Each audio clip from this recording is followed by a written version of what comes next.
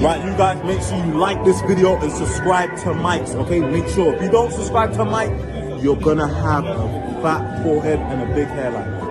Well, I'm with the guy Max inside. Subscribe to him. Make sure you do still. Best content coming out. You know how it is.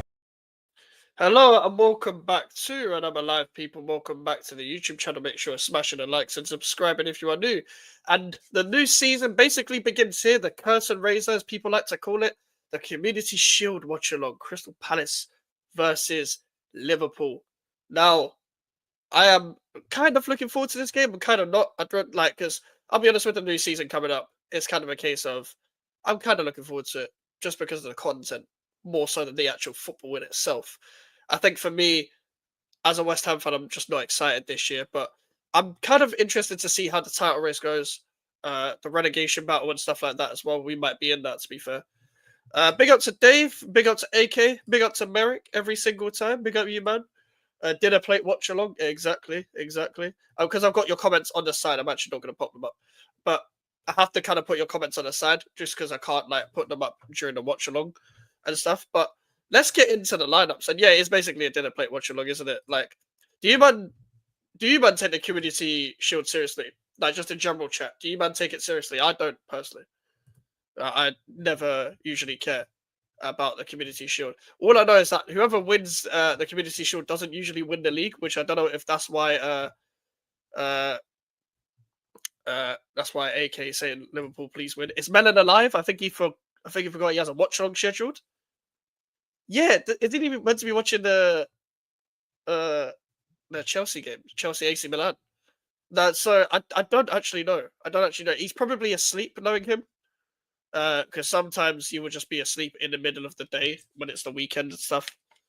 So that might be why. I'll be real. Lineups: Dean Henderson in goal, Chris Richards, Lacroix, and Gueye at the back. Munoz and Mitchell as wingbacks, Watson and Kamada in the pivot, Sarr, Eze, Mateta. It's basically the lineup that won the FA Cup.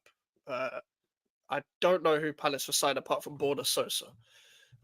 So that is interesting in itself. Alisson, Frimpong. We get to see Frimpong and Kirkis for the first time, and Florian Wirtz and Ekitike. Van Dijk and Konate. Jones and Szoboszlai in a pivot. Salah, Wirtz, Kakbo, and Ekitike as the front four. It's a friendly for charity. Yeah, fair. That sums up quite well. Arnie Slot clarifies Gravenberch is out just because last night he became a dad. Oh, fair enough. Man's adding Utes to the family. Fair enough to him. Congratulations to my man. Congratulations to him, bruv. Bro's missing out on one of the greatest cup competitions ever, the Community Shield. Jefferson Lerma, Nathaniel Klein, Will Hughes, S.A. Edward. Edward is still alive. Apparently, Eddie Nketiah, by the way, is out with an injury. I'm pretty sure. I think he's out for a few months. So Edward is everyone's favorite second choice striker is back. So they don't really have many options off the bench. But I would like to see a good season from Esse this year because he's a very, very promising young talent. I know Glasner wasn't really happy with him in the game at Anfield, I'm pretty sure. The last game of the season. He was quite frustrated out of a lot of the effort from his players because I think he felt like they were a bit too complacent after winning the FA Cup. So I like the mentality. Endo, McAllister, Chiesa, Elliott, Mamadashvili, Robertson, Nyoni, Dirk, and Rio. I'm not going to pronounce his last name. But Rio and Nyoni apparently are... Rio and Trey. Nyoni? How do you pronounce that, bruv? How do you pronounce this? Rio and Trey are apparently going to be in the first team this season for Liverpool. I don't know about Ben Doak. Big up to Nick. Yes, Liverpool 2-1 Palace. My prediction for this season, City first, Chelsea second, Arsenal third, Liverpool fourth, Liverpool fourth? Oh, I don't know about that. I'm saying I'm saying Liverpool first, and then then City, Chelsea, Arsenal in that order sort of thing. So like Liverpool first, City second, Chelsea third, Arsenal fourth. I've put Villa fifth as well though. So we've got similar predictions to be fair, Nick. But I think it's Liverpool's season. But then again, Nick, to be fair, you might be cooking just because when we always think we know what's going to happen, like we're all set on like Liverpool are going to win the league this season. Sometimes if football does what football does, and someone might just have a fucking stinker. So you never know. You never know. So you might be cooking, to be fair. But I just think Arsenal are gonna flop a bit. I think Chelsea are gonna be. I think they'll title challenge. Their title challenge. And what I mean by that is like March, April, you'll see them kind of disappear. But they'll have a good season. They'll probably win a cup or something. I think City will be back to, you know, not their best, but building to their best. And then, you know, Liverpool winning the league. Vert stinker, please. Virgil van Dijk and Salah declining coming. I don't know about all that. I don't know when they're going to decline. They probably won't look their best, but I don't think they're declining anytime soon. But I think that's our hope. I'm from UAK, but Vert stinker, yeah, you never know. You never know. To be fair, it's going to be very tough against Palace. I think Palace are going to win on penalties. I think Palace are going to win on penalties. That's just my opinion. That's just my opinion. I think Crystal Palace is overdue for them to win on penalties. I think it's just one of them games where it's going to be like 0-0 or 1-1 or some shit. And then Palace will stink it out like they did the FA Cup, but they'll win the game. Because this is what Crystal Palace do. This is what Glasner does. It's what Glasner does. He knows how to stink it out against the big teams. And also, he knows from like the underdog mentality of being Frankfurt manager, but also Palace, teams like Palace, sometimes West Ham on their day, sometimes Bournemouth, Brighton, whatever. When you're being written off, it's time to rise. And that's what Palace do. So I think Palace will win it today. But yeah. By the way, straight after this stream, we're going to be live on Jay's channel with Elijah as well for the at 5:15 if Jay is still awake. Because we're doing Premier League predictions on his channel as well. So yeah, like straight after this stream, we're going to go to Jay's channel. But yeah, it's time to get into the game, basically. It's time to get into the game. Time to get into the game. Starting at 3 minutes and stuff. There we go. Let me put a thumbnail. Boom. Boom. Let me just rearrange the fucking stopwatch. That's in place. That should be good. Remember FA Cup final? Oh yeah, Palace Man City. Yeah, I forgot they beat Man City in that. I just remember Palace winning FA. I forgot it was Man City that they actually beat. It's weird, isn't it? It's weird. That wasn't that long ago. Well, it feels like a long time ago, but it doesn't at the same time. That was like in May. Like I felt like the season didn't end like that long ago. I'll be real, man. That's just me though. That might just be me.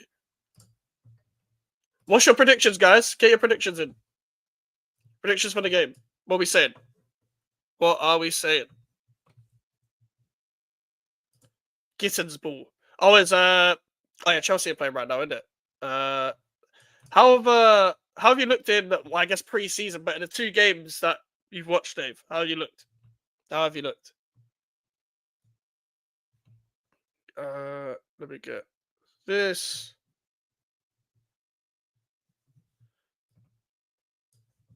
2-1 Liverpool. I want them to get the curse. The Community Shield curse. That's fair. You man tell me if the stream is lagging as well, just in case, yeah? Just in case. Oh, big up to Elijah for the raid, by the way. Big up to Elijah for the raid. Big up to Elijah. Every single time. Big up everyone here, bro. Make sure you're liking and subscribing every single time, bro. Should be live on Jay's channel straight after this as well. Big up Eric, big up Jun. Look very sharp and ready to go for the season. Esteval is a baller. Hey, from what I've seen of Esteval, he looks really good, to be fair.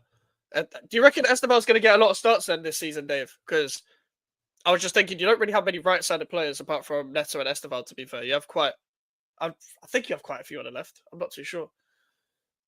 Mike's here. E-Ray, big up to Cetra Ben. Big up Kez. Big up Jay Simpson, the black guy with the perm and glasses stream.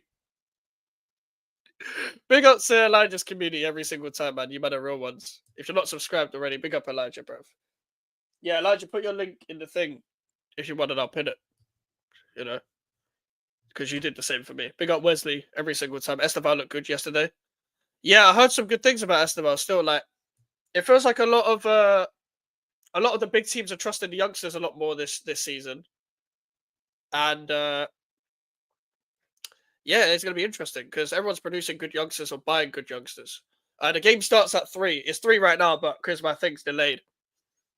When you see the timer, that's when you'll see me, you know, do the whole kickoff thing. I'm going to put the banner up now just so I don't forget. But yeah, basically, obviously, people, as usual, no spoilers, please. Wait until I react to what's going on to talk about it, please. And yeah, just fire away your chat, bruv. No, not really see him getting starts apart from cup games and UCL less tougher fixtures. Oh, okay, so is this like he's gonna be like integrated into the first team this season, and he's just trying to get used to the culture rather than actually playing week in week out? Because I don't imagine him play week in week out, but yeah, Esteban Palmer could be dangerous. They could really win something. Honestly, they can. They can. You get your predictions in, guys. From what I saw, I watched a comp of their link up basically against what was the team they played the other day? Leverkusen. Dangerous. Palmer loves a runner in behind. Literally, anyone that runs in behind Palmer will feed you.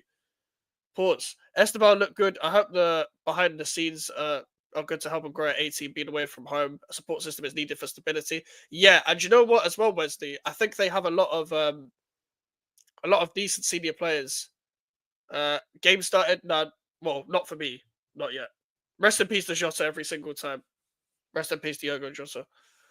They're doing a minute silence for him. But yeah, Palmer will find you like running around behind and stuff. I feel like as well at Wesley, they have a lot of youngsters that know what it takes to stay at Chelsea and grow at Chelsea as a young player.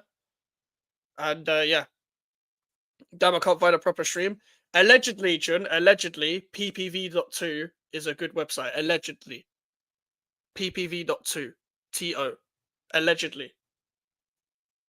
Someone said it in it, not me. Someone said it, not me. YouTube, someone said it. Premier League, someone said it in it. It wasn't me. Someone said it. Water got a giraffe neck in your background. Damn. Hey, to be fair, like people mock me for the same thing. Oh fuck, it's lagging. Shit. What's it on in the UK? TNT. It's on TNT Sports. Big up to Villa fan every single time. Tyron Mings should be 9. I saw that. Big up Tyron Mings. Oh fuck, why is it lagging? Don't lag now. Please. Yeah. Alright, started. Palace have started straight away. They've just kicked it straight to Liverpool. Okay. Big up Tyron Mings, bruv. Because you see Tyron Mings, he don't give a fuck. He stands on business every single time. Do you remember when he was beefing Pretty Patel? Do you remember that? Do you remember when Tyron Mings was literally beefing Pretty Patel? I don't remember. Was it Pretty Patel? Someone could correct me, innit? It was one of them politician lot where Tyron Mings was just going on Twitter just beefing. I was like, this guy is actually like, he's on it. He's on it. He was fisting up Greenwood for him. Another nonsense take they already won. What prediction is that? Next will tell us the sunrise to the east, the set to the west. No shit, Sherlock. Max, I hope you heard what his coach said from Brazil. He keeps emphasizing that Esteban needs people around him to help him grow and feel comfortable. There is something there. Yeah, he's probably got the right players to grow as well. I think every young player needs a proper support system, especially coming from another country. Like, for example, when you're in the academy, you're fucking hell, Kamada. What was that? What was that from Kamada? He just kicked it off the pitch. But you know what it is? Like, when you're a youngster in the academy, for example, like, you're already at home. So you're kind of like, don't have to settle in as much. But when you're a youngster coming from, I don't know, let's say Brazil, Argentina, wherever, like foreign country, especially from another continent, it's such a culture shock. That you need people around you to help. Like, it would have been better for him if Thiago Silva was still at Chelsea. No, Mings grabbed him by the neck, O'Connor and Nana hit Greenwood in back after he spat on his face, the little tramp. Hey, Tyron Mings, real one. Also, you don't want to square out some Mings and Onana of all players playing for Villa. You don't want to square out some Mings and Onana. Oh, Van Dijk, what's a pass from Van Dijk? Oh shit! I mean, he is a friendly. To be fair, it's just that glorified friendly. Just a complete glorified friendly. Yeah, big up Mings and Anana, bruv. What are we saying? Are we saying Liverpool wins the Community Shield and they don't win the league, or Palace win the Community Shield and Liverpool win the league? What are we saying? Because remember, whoever wins the Community Shield doesn't win the league. Big up Arsenal on that. They would have done more if they could, to be fair. Hey, if it was on site, then the Mings would have punched him up. Did you guys base Marseille? Did like Greenwood plays for Marseille, right? Or did he still play at Getafe? Oh, he does play for Marseille, right? That's why people cuss Marseille, because they have El Yawahi and that. Frimpong is playing in the right 10-half space, which is weird. Yeah, Marseille, okay. Because I saw the kit, yeah, and it looked like Getafe. I thought he was still at Getafe, yeah. Yeah, bro, I don't know how you spell Marseille either, bro. I can't lie. Unpopular take on a Ming situation. People did take a bit of chance to get past the situation, especially after being punished perpetually. The constant push could move easily to a situation. Yeah, I hear what you're saying. I hear what you're saying. Joy is, it's like because it's a friendly, the where we say we should have pushed it, we punished him as bad. I hear what you're saying. I hear what you're saying. I think because it's a friendly, you can get away with that stuff though. If it was a league game, it would be like, it's a bit mad in it. You got to keep your cool. Ekitike! Oh, what a goal! He's here to make a statement. He's here to make a statement. Hugo Ekitike. What a finish! The movement there. That was a really nice finish. That was a really, really nice finish. And he did this celebration, so I don't know whether people in chat don't know who he's talking to, but bruv, that goal was nice. 4 minutes in and we've already got a goal. No, you don't get that in the Community Shield like that, I don't think. Gakpo did really well here. Liverpool look a lot more fluid than last year. Wirtz was kind of drifting out there. Ekitike was more than onside. That was a good pass from Wirtz as well. They were linking up there. Wirtz and Ekitike just playing 1-2s and bang. Fair play. Fair fucking play. I put a spoiler in before it kicked off. Fucking hell. Hey, Liverpool already 1-0 up, lads. Yeah, Paul got the quality. You know what as well, Jun? I think they were missing that sort of number 10 that Wirtz sort of brings, where he's dipping in between like all the areas, pause, where you're collecting the ball, linking up, running into space.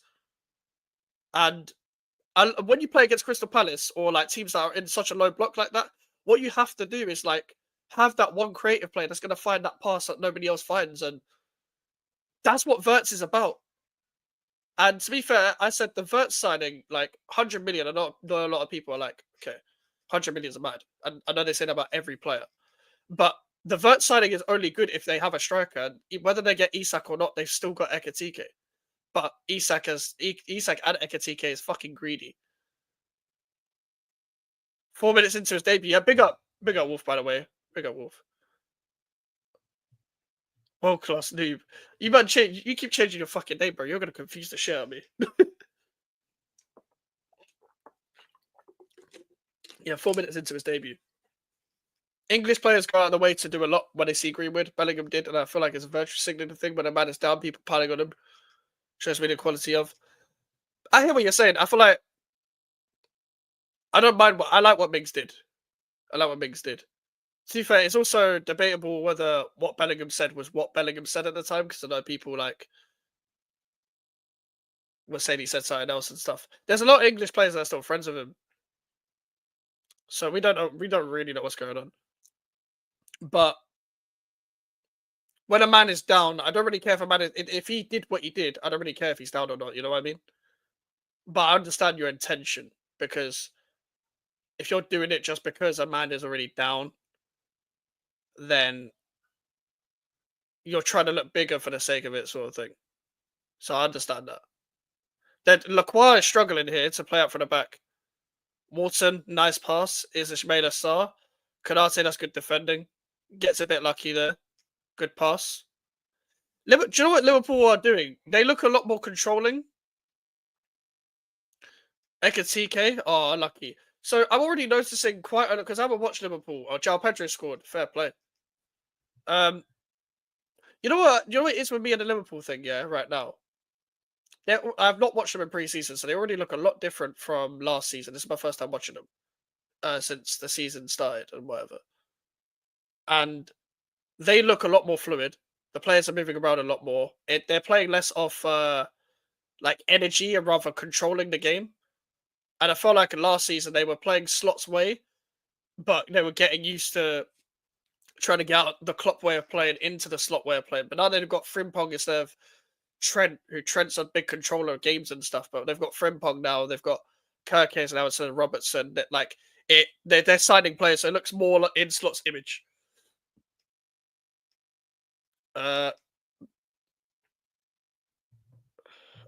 Crazy how just like that. So Supposedly is just a plus the requirements. So 2-0 Chelsea. How did you know it was me? Because I wonder. The person you are, because normally the person behind is to score brownie points. Fair enough. I understand. I understand your way of thinking. The problem with the MG situation is the amount of second chance BS being said. He was a 10 or 13 when it happened. He was a 20-year-old man who know exactly what violence is. Brother, if we were prosecuted for shit we did at 20, most of us would be social. You have enough of a brain though to think about. Like, if he I'm not going to justify it. If he did what he did, I'm not going to justify it. Like, you're 20 years old, bro. Like, a lot of people at 20 aren't doing that. Aren't doing that. I'll be real. I feel like those kind of like when we're talking about like bad mistakes, it just in general life, it's like young adult. Like, when I mean young adult, I mean young adult. Like, I'm talking just turned 18 and like late teenage years. I'm not saying there's an age to make it where it's acceptable to make mistakes anyway, but I'm saying if we're gonna go down that route, I don't think 20 is the right example. Or Commander, supposedly is just failed to tackle him there. Frimpong good defending. João Pedro scores. Yeah, sorry, mate. I didn't even change it. Fair enough. Do Liverpool win the league if they win this? Going by history, Jay Simpson, probably not. That's the funny part. But I think Liverpool just look a level above everyone else. How old are you, Mike? Wait, before I say my age, I want people to guess. Some of you know already. If you know already, you don't have to guess. But how old do you think I am? Because I get a lot of ranges online, especially if I'm on camera as well. Because on camera I look different to real life, apparently, according to some people. Liverpool failed a counter attack there. That Gakpo outside of the 45. Joy, you're not far off.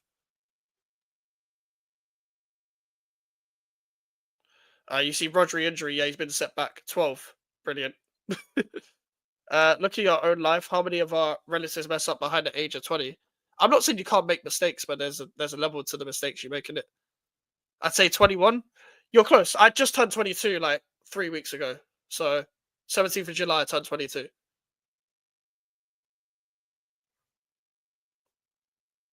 Turned 22. So you're not far off. I thought I was going to get violated, like properly violated, and people actually thought I was going to be 30. I don't mind mistakes, everyone does, but normally if you're a teenager, like 15 or younger, you learn from mistakes to not do it in further life. Yeah. So there's no way I can justify someone like punching up a woman at that age. I'm not saying you can't make mistakes in life, but fucking hell, like if something leads you to that, there's more than just a mistake, in my opinion. He's still a baby. I'm an old man now. Hey, but that's the thing. I do not. I'm at that age now. I'm like, I don't feel like a fucking child, bro. Perfect. How many of your mates who you grew up with have fallen off due to poor choices? In what sense? Like, you're gonna have to be more specific. Eze with the shot blocked straight out for a corner. Wesley, I understand what you're saying, but I feel like it's relative, and there's a level to a mistake. Like, not every mistake is the same level. You know what I mean? So I still can't really justify that. Palace have been slightly on top since the goal. It's been 8 minutes since the goal already. 12 minutes in. Game's gone quite quick. What do you lot think of Palace's home kit, by the way? I'm not too sure on it. I'm not too sure on the home kit. I think me and Jay discussed this before. I'm not really too sure on it. I can't lie. I'm not really a big fan like that. Make sure to subscribe if you haven't already, people. Big up to Elijah and his people every single time, bruv. We're going to be live on Jay's channel at 5:15 in 2 hours. Talking about Prem predictions with Elijah as well. So we'll be going straight to that. So we can do like a raid train almost. That Ekatike finish was nice, you know. Like, you never really see low-driven shots like that. I can't remember the last time I really saw a low-driven shot like that with that velocity from outside the box. Don't you find just speaking about football boring? The other streams non-football related are the best. Yes, I do. But the problem is, Jay Simpson, is that the non-football things aren't gonna get a lot of traction. And we're at the thing now where, because we're at 1K, it's like we're trying to like elevate as much as possible. We will be doing non-footballing stuff as well. Don't get me wrong, we will be.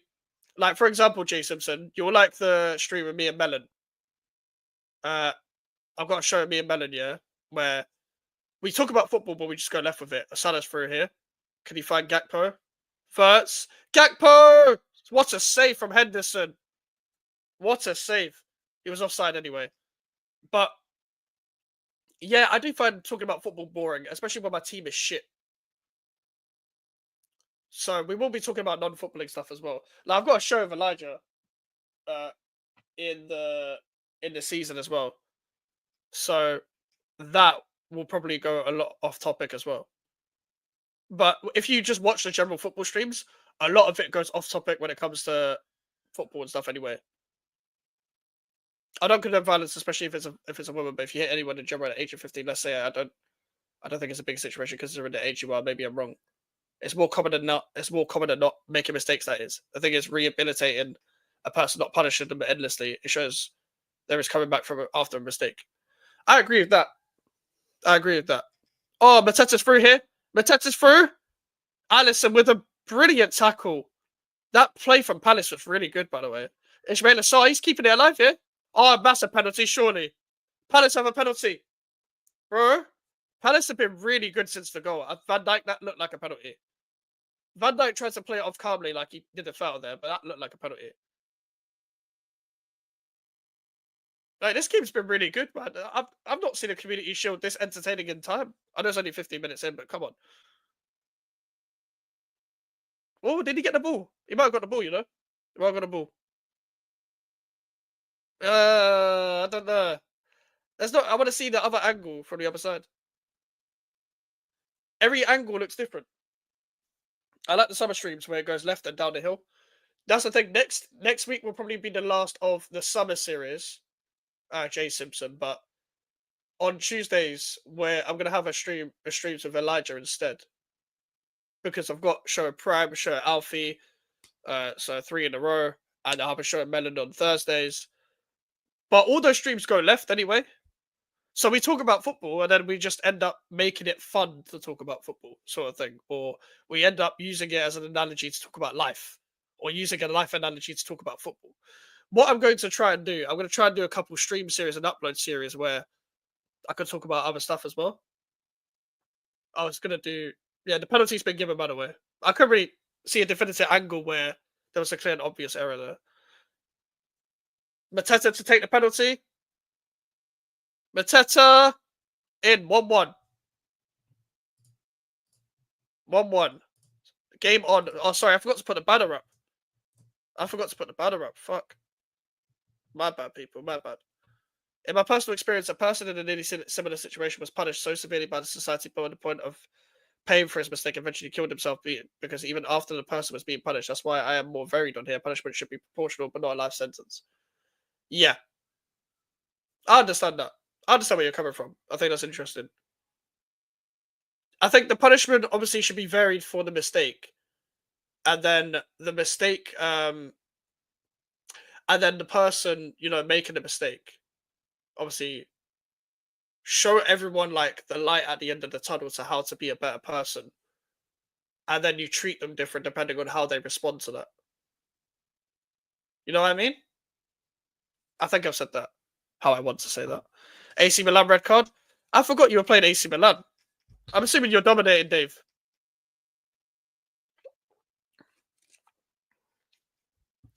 MG is getting that from the players because nobody should like anyone who brutally beats their partner. That's all. And he didn't get what he got from Mings because of that. It was because he spat at Nana. Yeah, fair. I think he obviously reacted like that because it was against his teammate, but then I don't think he would have done the whole pulling thing if it wasn't, who it was. Kirkes slipped and shot blocked. Chris Rich, that hit his chest. Did I hit his dick? Bro, if that hit his dick, yeah. Have you guys ever played football, yeah? And a ball just hits your cock or your balls, yeah? Like, bro, how are you meant to just get up? Bro, I feel like I'm going to throw up every time that happens.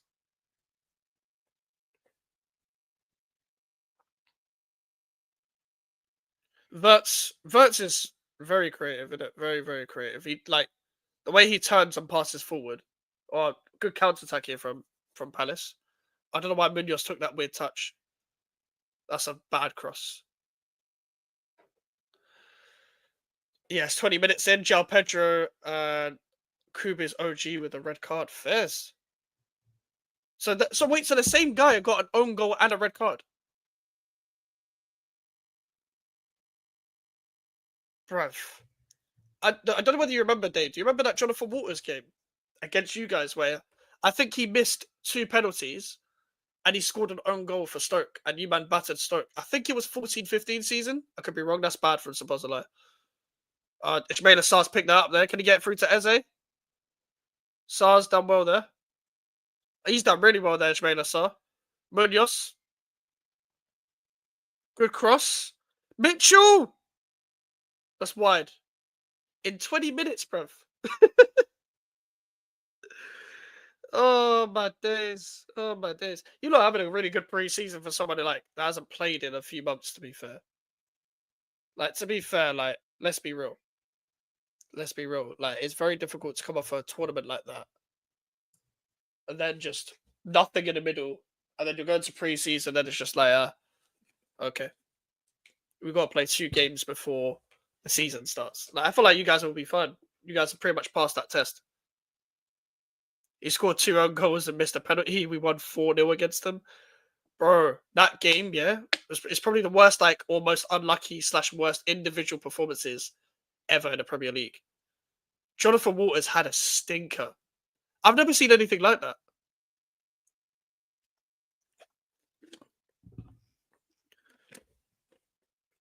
I can't lie, Liverpool do look a lot better than last season, They won the league last season.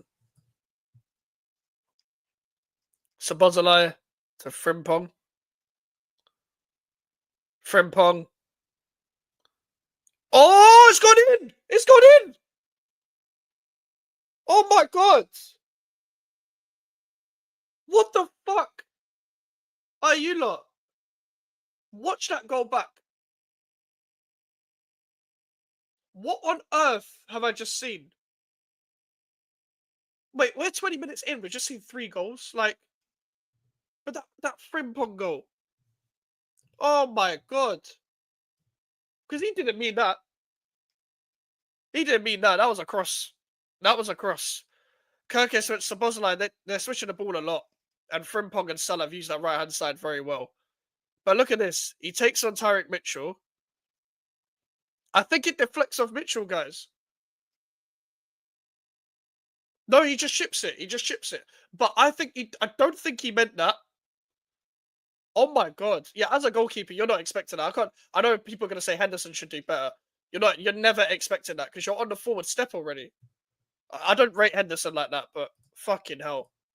Fair enough. Liverpool are 2-1 up. Liverpool are 2-1 up.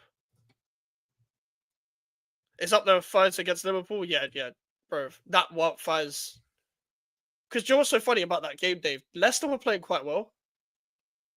I remember that game. Leicester were playing quite well until Wildfires did that. I remember West Ham lost to Brentford on the same day. And that's when the boys out conversation started getting strong. That was in the 22-23 season. Yeah, what a goal! Like, yeah, Villa fan. I don't know whether he meant it, but bro, that was funny. That's a 2-1. And you know what's so funny? Ever since like either team has scored, the other team has stepped up. So we're getting a real good shootout here. We're getting a real good shootout.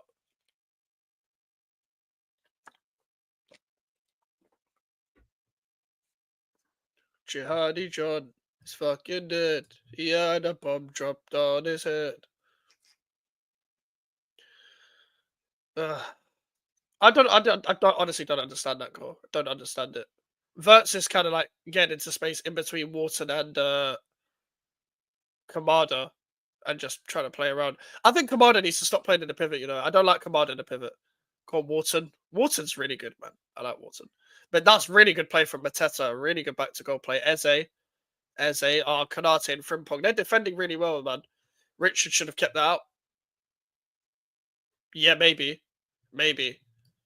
I think, you know what it is? Like, no, do you know when the goal happens like that? Nobody expects it. And like, I can't even blame Henderson as well. Because Henderson's on like the front, on his front foot already. Because he's thinking to punch the ball away. Okay, my shit's lagging. The fuck. But then, what's it called? Then you've got Chris Richards, who should probably clear it. Okay, my shit's lagging. I'm gonna have to find something new. This is so annoying.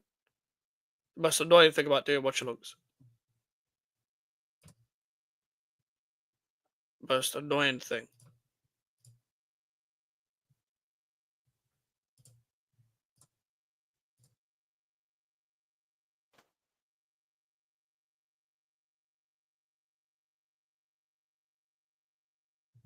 Oh, they're chanting about Diogo Jota now. Alright.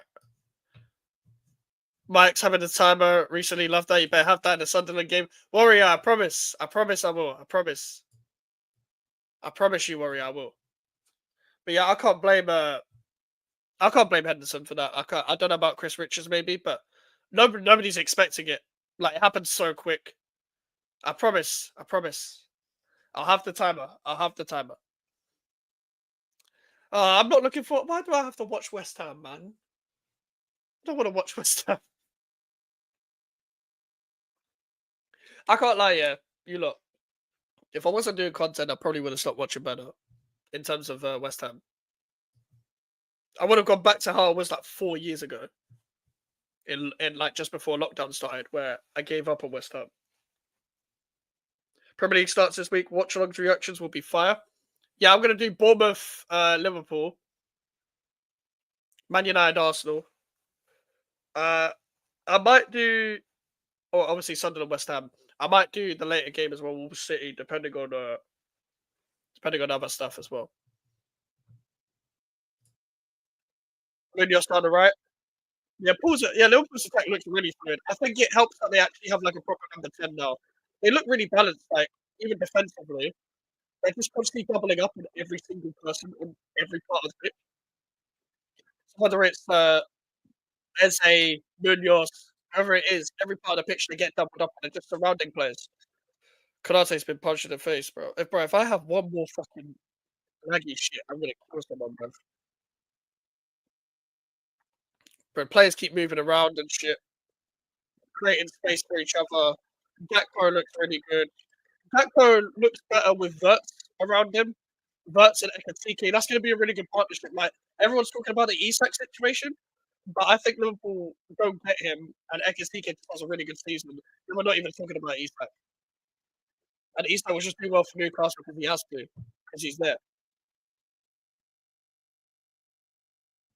But Newcastle should get Wiesler, to be fair.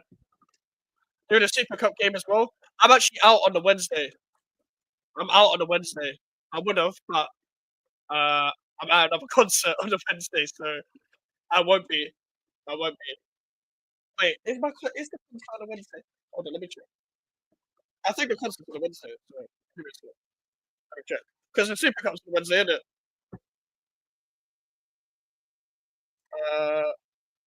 Am I going on a Wednesday? 24th. Wait, no, not 24th. No, it's on a Thursday. No, no, no. I'm doing the Super Cup. I'll do the Super Cup. No, yeah, the concert I'm going to is on the Thursday, so I'm doing the Super Cup.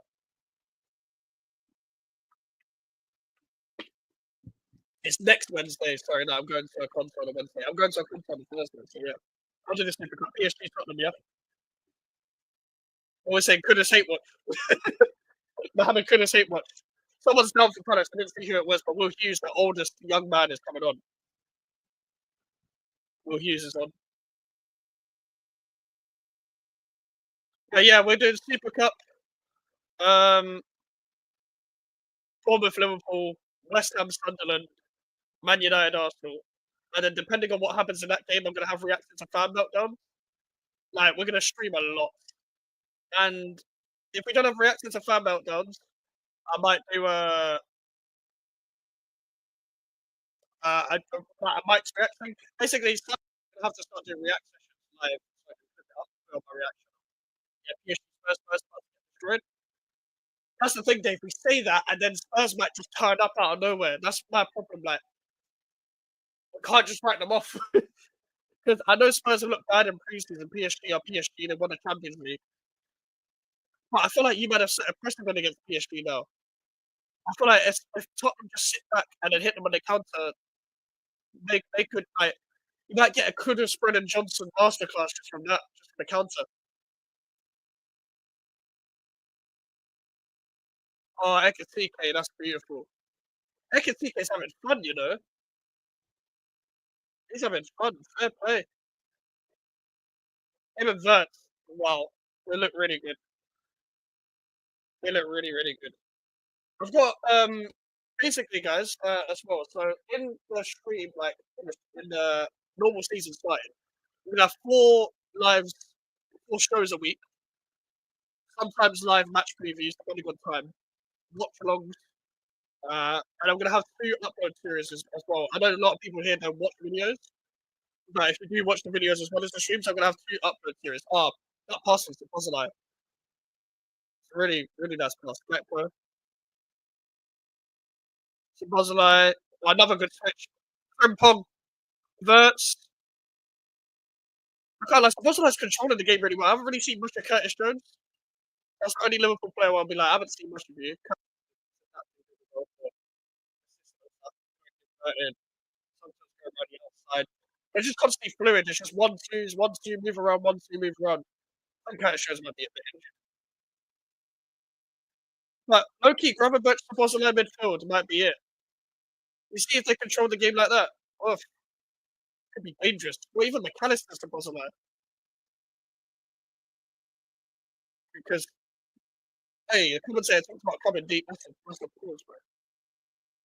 Nada. Nada. Nada. But yeah, with PSG Spurs, you'd like to think PSG win, but you never know with Tottenham, man. You never know. Like, every time we write a team off in football, they turn up, man. They just turn up. It's very annoying. It's very, very annoying. We just have the footballing gods like just go our way this time. I'm not trying to see Tottenham fans happy. Like, they're literally depressed right now. Let's keep it that way. Like, they had their Europa League. Can we just go back to depression, please? Like, go back to being depressed, please. You're gonna get a pin. Trying to do with the Super Cup. Just gonna cook Arsenal fans instead. Literally just cook Arsenal fans instead. That's the funny part. Verts and Wharton battle has been really, really good.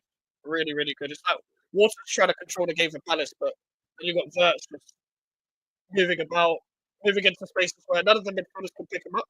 Because if you play like a boxing midfield, and then it goes to a flat four when you're off the ball, all you have to do is just play the extra run and just let them roam around. And Ekatike and Verts have been doing that.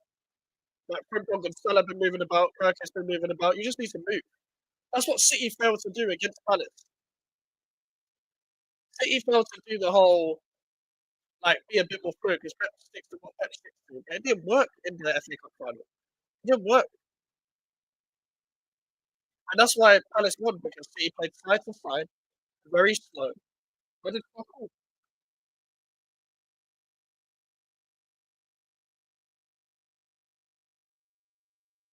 What have you man made in the game so far though? Like For me, it's low-key gone the way I expected, but I thought it would go be a bit more nil-nil-ish.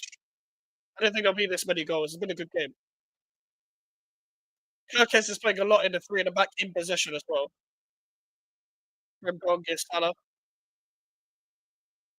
Kirkes played three in the back in possession because I think when Kirkes and Frimpong signed, a lot of people thought maybe they might just go back to flying wingbacks, but people don't realise Kirkes did sometimes actually play like in a three in possession for Bournemouth and for Alkmaar at times in the games that he played against us. That's the only time I watched Alkmaar. Mitchell all over the top for Ismaila Sarr. Mateta's made some movement here. He's used him as a decoy run, Sarr. He's overthought it. He overthought it there. That's what happens when you come up against Van Dijk.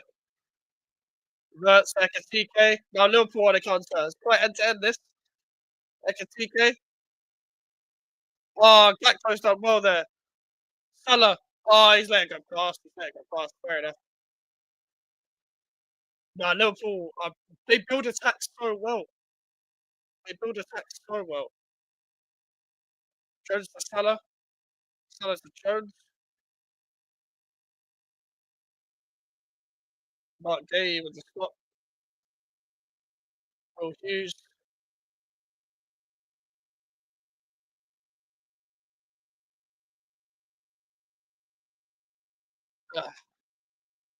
They're very end to end. When someone gets on the attack, the other team likes to counter attack straight away. They just love running into space.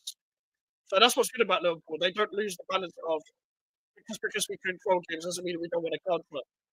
And again, it requires a lot of running as well, and fitness levels have to be a bit mad to do all of this. But that might be what takes them over the edge compared to Arsenal, City, etc. Like City don't really play the counter much, and Haaland's doing a lot more on the counter. We could probably get more out of them, funny enough. But Arsenal don't really play the counter as much as they should. I wish they did it the first season.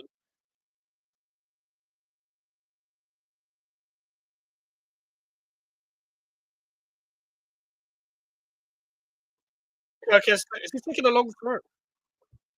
Bro's about to take a long throw. Fair enough, man. Fair enough.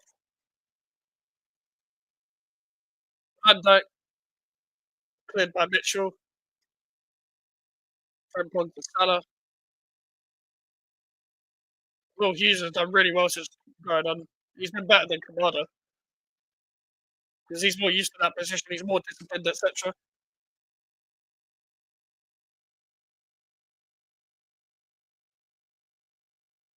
Way more disciplined than Kamada. Because Kamada's an actual 10. I don't know why they play people like.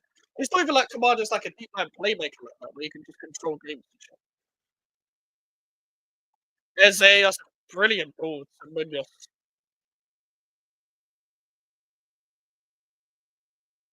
Munoz crossing it in. Oh, it's gone over the bar. It's gone over the bar. Still 10 minutes left of the first half. A lot has happened. A lot has happened. I played a lot down the right hand side though. I haven't really seen Palace play down the left a lot. I haven't really seen any link up between Eze and Mitchell. It's mainly been Sarr and Munoz. Sarr's getting into all kinds of positions trying to attack Liverpool.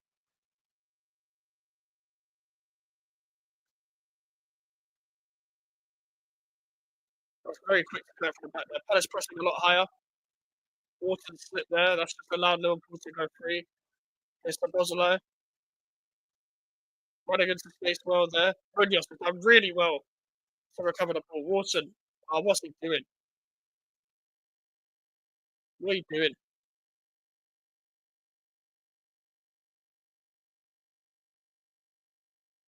It's kind of case for Van Dijk. Liverpool just really good at building up. They just find different ways to build up play all the time. Like, everyone plays in a 3-2-5. They're also playing in a 3-2-5, but everyone's using their wing back now. Like, you're seeing Frimpong and Munoz both getting into a lot of space. That's what makes the game entertaining. It's the constant switch as well. Because Kirkes is like very capable of making that left foot switch straight away. It's interesting.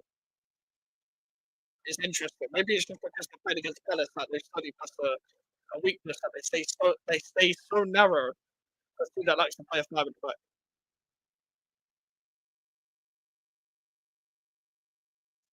Chris Richards. Here's Tyreek Mitchell. I think Liverpool will just want to see out the rest of the second half and see what happens from there. Here's Richards. Also, that's an interesting ball. Right idea. Right idea. Mitchell making that inside run from wing back. Wilson's got good ideas, but it doesn't always. The execution ain't always there. If he was offside, he looks offside. I wouldn't have worked with it. Would have been interesting to see if that pass came up because we've been talking about that as if it's like fucking hell. Swear to God, this shit keeps lagging, bro. Shit, my shit just keeps lagging. Keeps lagging, man. So annoying. So annoying. It's fucking jarring, man. Fucking jarring. Oh, fuck's sake. Why does it have to happen now?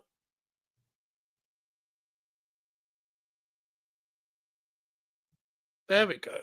Fuck's sake. It's lagging again. Let me try this one. Fuck's sake. Always happens. Always happens. Keep smashing the likes, people. Keep smashing the likes and subscribe if you are new.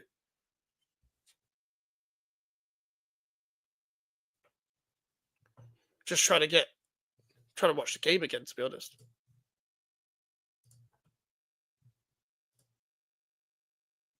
Don't know why it's not loading properly.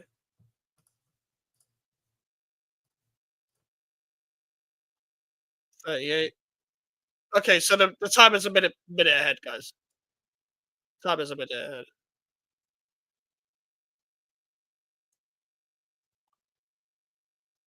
Do that.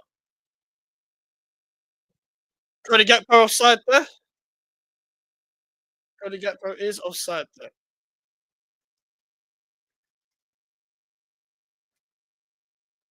I'm surprised. I forget that the Community Shield is now on TNT and not ITV now because they've taken over all the FA Cup stuff as well. All the FA Cup stuff is now on TNT.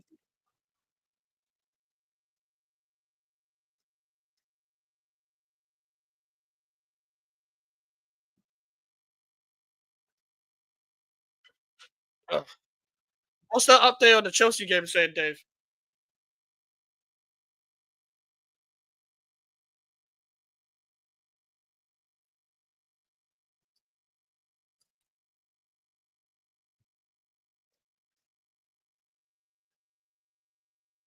There's Chris Richards. It'll be interesting to see what kind of subs Glasgow would make, even if they would chase the game, whether SA gets minutes, because they don't have options on the bench, as we addressed earlier.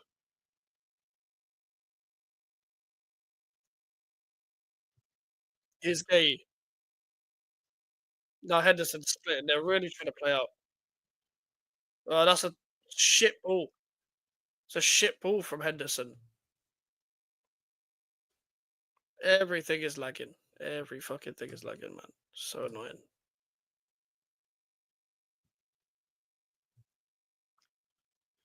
Ah, it's way overplayed there. Way overplayed. The game's slowed down a bit in the last 10 minutes.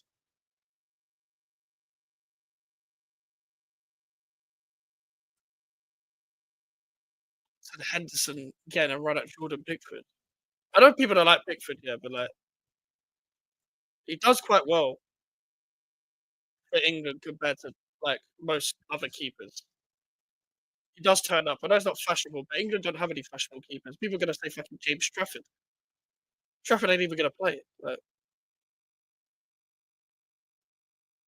and Trafford's not that good as well. People are gonna realise that. Ramsdale overplays Nick Pope. Like, cool. He's not great at distributing the ball. He's probably the best actual keeper though, in terms of making the amount of crucial saves that he makes.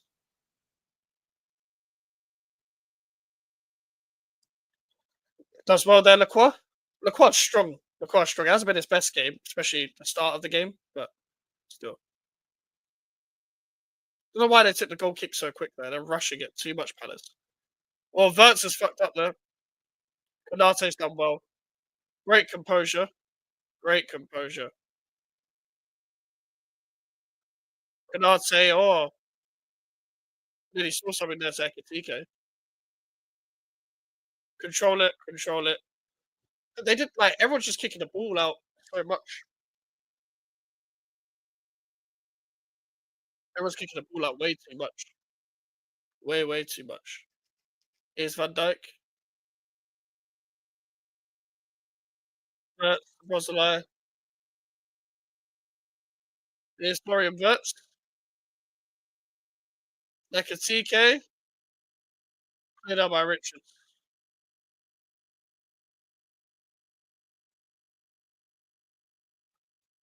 Van Dijk.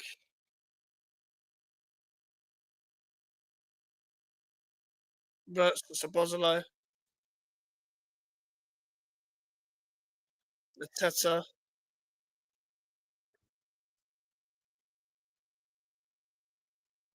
I'd say that's a yellow card there. It did look like he got the ball though. It looked like he got the ball.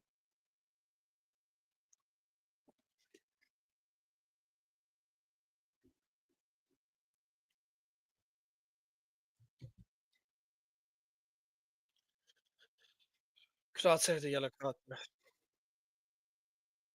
To be fair, nobody's really done anything the past 10 to 15 minutes.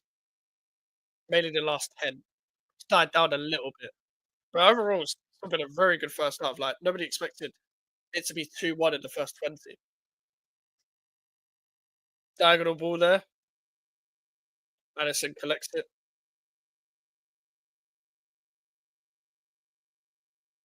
Is Jones. Jones looks a lot heavier than he used to. I feel like Curtis Jones put on a bit of weight. Is it just me? That don't even look like Jones from like. He's got his fucking shorts on like Simon Cowell with his fucking trousers. Uh, I've got my predictions for the new season. I doubt they'll be popular. To be honest, big up Mike to the chat. Big up AJ. What's your top four saying, AJ? Your top four saying?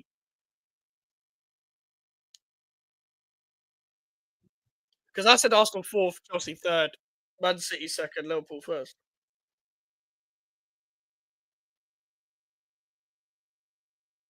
6 minutes at a time potentially here. Coming up to the 44 minute. Obviously the injury and the water break and stuff. I guess. Coupled with the penalty stoppages. Will Hughes with Chris Richards. Ekatike, that's a great tackle. He really works hard. This battle was mad. Great tackle from Richards. I mean, that Ekatike Richards, hey. City, Liverpool, Arsenal, Chelsea. But I'm not against your predictions though. Hey, that's interesting to be fair. I wouldn't be surprised if Arsenal finished third. City winning the league. I just know it is. City, they could definitely win the league because I put them second. I just think Liverpool looks so fluid right now. But City are going to be so motivated to make a statement, aren't they? They're going to be so motivated to not like have the same as last season, especially. Like you never know. You never know. I think it's going to be a very good title race.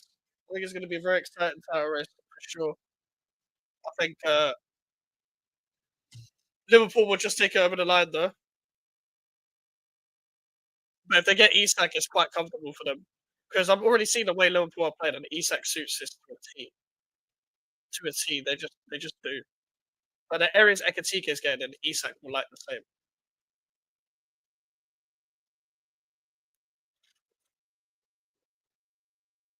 Yes, Alisson, Kirkus,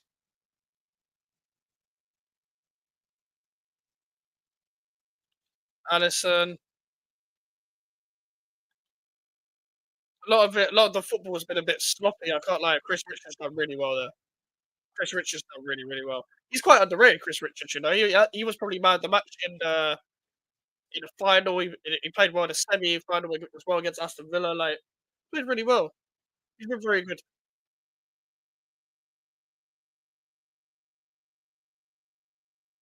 He's like really physical, really good on the ball, especially. Liverpool's lack of depth at centre back and defensive midfield will cost them, in my opinion. See, look, French spot without Rodri. Oh, Munoz is through here. Oh, just about. Jesus Christ, that could have been 2-2. Uh, will cost them, in my opinion. See, look, French spot without Rodri. We don't know uh, if he'll be the same. Arsenal need Eze and an elite left winger. You do, you do. But I don't think you'd use Eze correctly anyway, because you already have Odegaard in the 10. Mandiari is an option there. And then I feel like you man, well, you play him left centre mid, but then who's playing in midfield? You're not going to bench Zubimendi or Rice. But I know it's an option, but I feel like you man are stockpiling. And I don't feel like you're going to get a left winger because Madueke's there. For me, you might raise a good point with the lack of depth at centre back and defensive midfield. I think they don't care about having a natural six though, because they've got Endo, Gravenberch, McAllister, Sabozala, and Jones that can all play in the pivot. I think they'll just rotate positions and stuff. I think they'll address centre back. They need to address centre back, but that's why I still think Liverpool win the league. And it'll be like last season when they don't win anything else because they look better than last season. But I feel like all the eggs in the basket is just going to be in the league. Mike Arteta part of the EDL. What? Pick up PFC, bro. I don't know what you're on at times, but big up PFC, bro. I hope you're doing well, bro. As for Chelsea, Robert Sanchez is a bum, and Enzo Maresca ain't good enough to take Chelsea into a serious title race with their squad. I think Maresca's proved himself. I think Maresca's proven himself low key with the cup composition. So I feel like if he can translate that to the league, he's managed to improve quite a few players. But I agree with you on Sanchez. He's shit.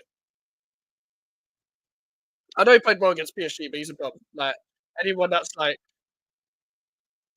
now saying he's a really good goalkeeper just because of the run of last season. Like the same energy would have to be kept for Pochettino for the previous season because he won 6 games in a row, or whatever it was. Like for me, I think Chelsea are good enough just because they have goals. They have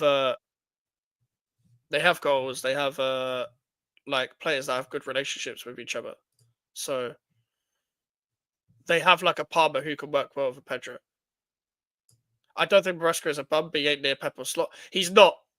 He's not. But at the same time, he might be getting more out of his squad right now than Pep at his current moment in time.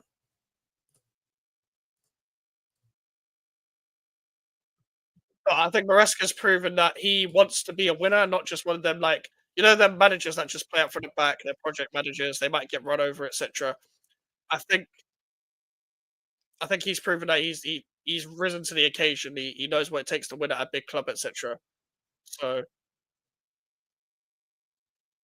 I think you're right. I think when I mean Chelsea with title challenge, I think I'm saying like February, March, April, they'll be there, but they won't be there at the end of the season. They've got a good enough midfield. They're gonna have to address their solution at centre back, but they've made themselves defensively more organised, regardless because of the structure. Fifth, sixth, and seventh are Villa, Newcastle, and Man United, in my opinion. I agree with you for the most part. I've said seventh for Spurs. I think Spurs are better than Man United right now. I know they're getting battered in pre-season and stuff, but Man United generally look fucking useless. Like even though like Mbeumo and Cunha good signings, don't think it's going to help because I don't think they're going to get the ball to them in the first place because the midfield aren't going to distribute the ball to them. I think Villa and Newcastle are definitely there fifth and sixth because people can talk about what they want about Newcastle now. They've just got another centre back. Malik Thiaw, I haven't really seen much of him, but regardless, they've addressed the position. They're trying to get Johan Weiss, and that'll be a good signing. They're trying to spend. They're not really resting on their laurels, despite the fact they've been rejected more times than a Weight Watchers woman. With that, second CK linking up well. I have a way better squad than some of a much better manager. I don't even know if United have a way better squad. I don't think United have many. Like, I think United have some good players. Yeah, they have Kobe Mainu, Ahmed Diallo, Brandon Mbeumo, Cunha, Yoro, Mazarari, Delict. But I'm struggling to Dorgu as well. But there's a lot of bums there as well. Like I feel like low key they have more bums. Like Dallo has not been great. Like Dallo was shit last season. Ugarte ain't great. I don't think he's a bum, but I don't think he's great. I don't think Sesko's going to make a difference. I know Hoyland might leave. Xerxes doesn't suit the system. I think he's a good player though. Uh, I think they have more bums. Uh, I think Frank will get more out of Tottenham than Amorim will out of Man United. Amorim's in for a dark season. I predicted Man United to finish ninth. I said Tottenham seventh. I agree with you on Villa and Newcastle there.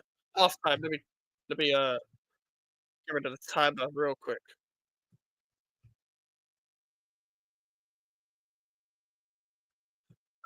Half time, 2-1. But I think Frank. I know he's lost in pre-season.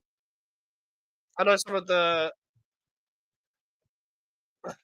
team selections have been dodgy and stuff, but if we're comparing it to Amorim, it's just chalk and cheese.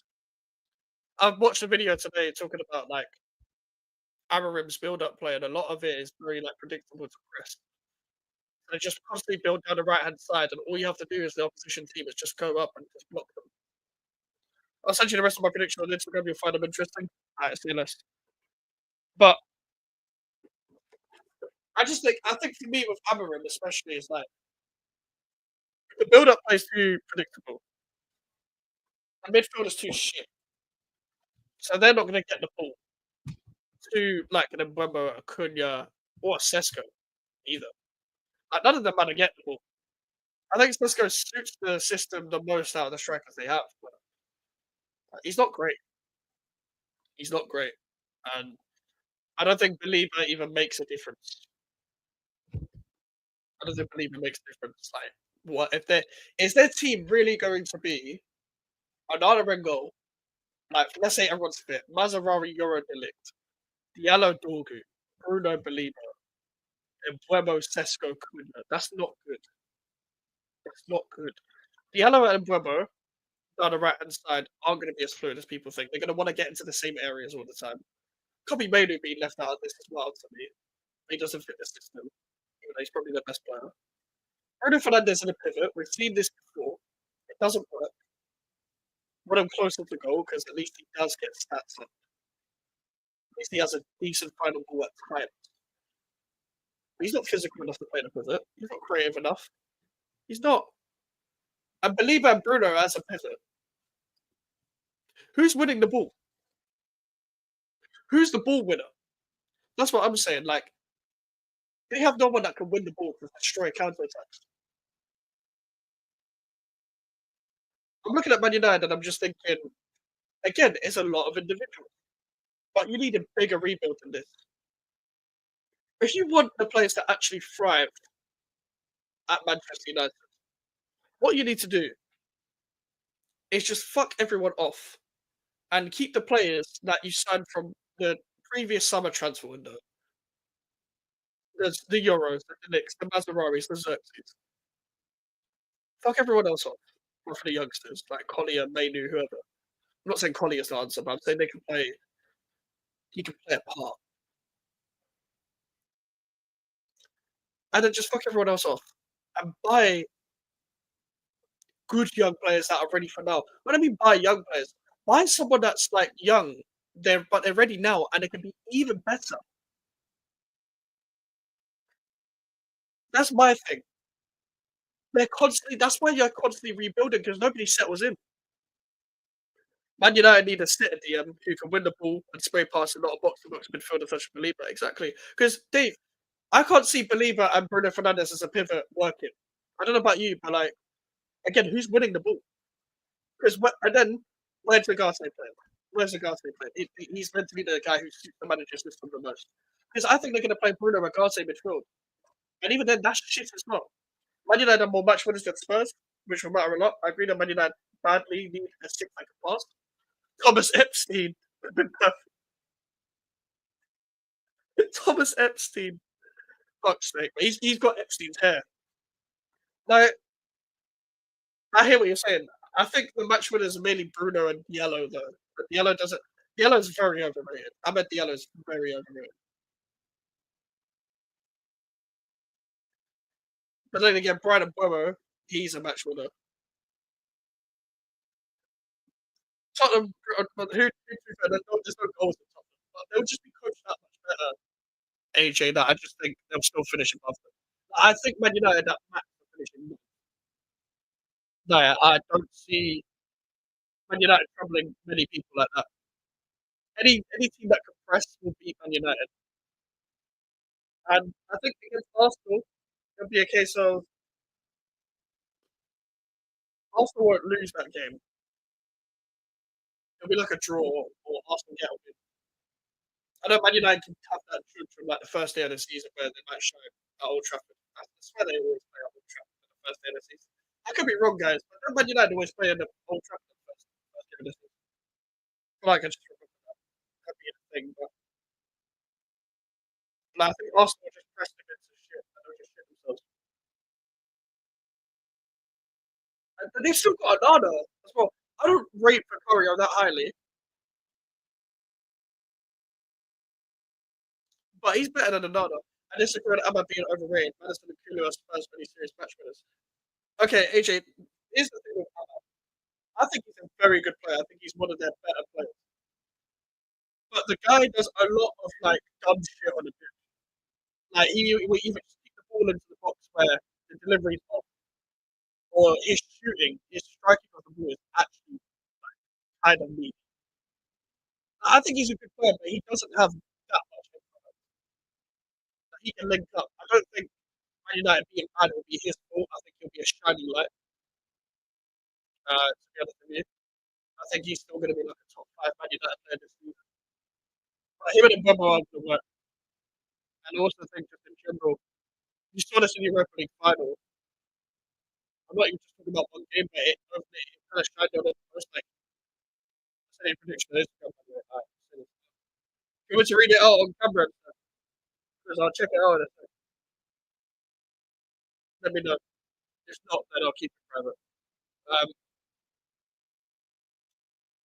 I won't share it on screen, but I'll keep it. I'll read it out.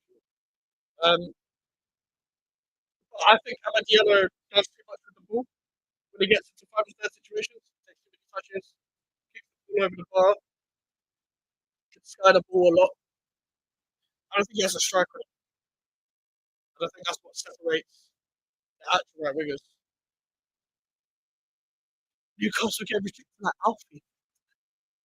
Get rejected that Alfie. It's crazy. Alfie catching another straight on another one.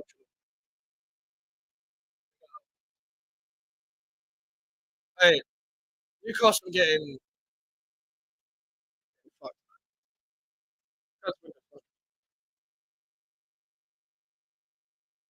I'm cool with you sharing it.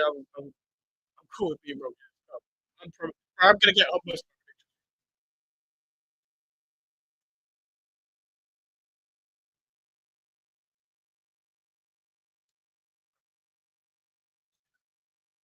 Joe, someone just sends you something. Yeah, sorry, I just picked one of my deals. Joe, someone just sends you something. Just like, why is he sending me? Let me just check out your picture now. Big up dollar every single time. Uh, Fulham 8, Forest 9, West Ham beat Burnley relegated. Fair enough.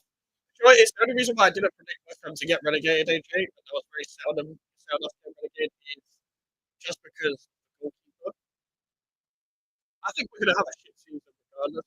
I think we're going to have but the goalkeeper, again, Madison instead of Ariola. If we had Ariola, we go, I can't think of it. But anyway, if West Ham still got relegated, it would have Fulham, Everton. To be fair, I've got similar predictions to you. Like I've got Brighton a bit higher. Like I've got Brighton like 8. I've got Bournemouth higher than Forest because they recruit better, and Forest haven't. You know, Forest have been struggling to score in bare of the pre-season games they've been in. So they lost to Birmingham. They're currently trying to play second football. I know they've recruited a bit. I don't think it's a happy camp there, you know, and I don't think they're going to deal with Europe well. I don't think they're going to deal with Europe well. It's so real. Uh, Bournemouth, Palace, Brentford, Wolves. Yeah, Brentford, Wolves. That makes sense. Sunderland just about staying up. That makes sense. I've got the promoted teams getting relegated just because I still think Sunderland don't have enough quality up front. They've got a good midfield though. Xhaka, Enzo Lafite. Xhaka and Enzo Lafite in the same midfield is really good. Really, really good. Trey Hughes is a good player. And also centre back and striker is the only thing that really takes Sunderland down. They've got some cool young players like Mundell, Bayenda. They're really good. I just don't think they have enough end products. I don't think they have enough end products. They're good young players though. I think they'll have good seasons and they have good potential. But like Ipswich last season had Jack Clark and Finnerty, who had the better players, and they still got relegated.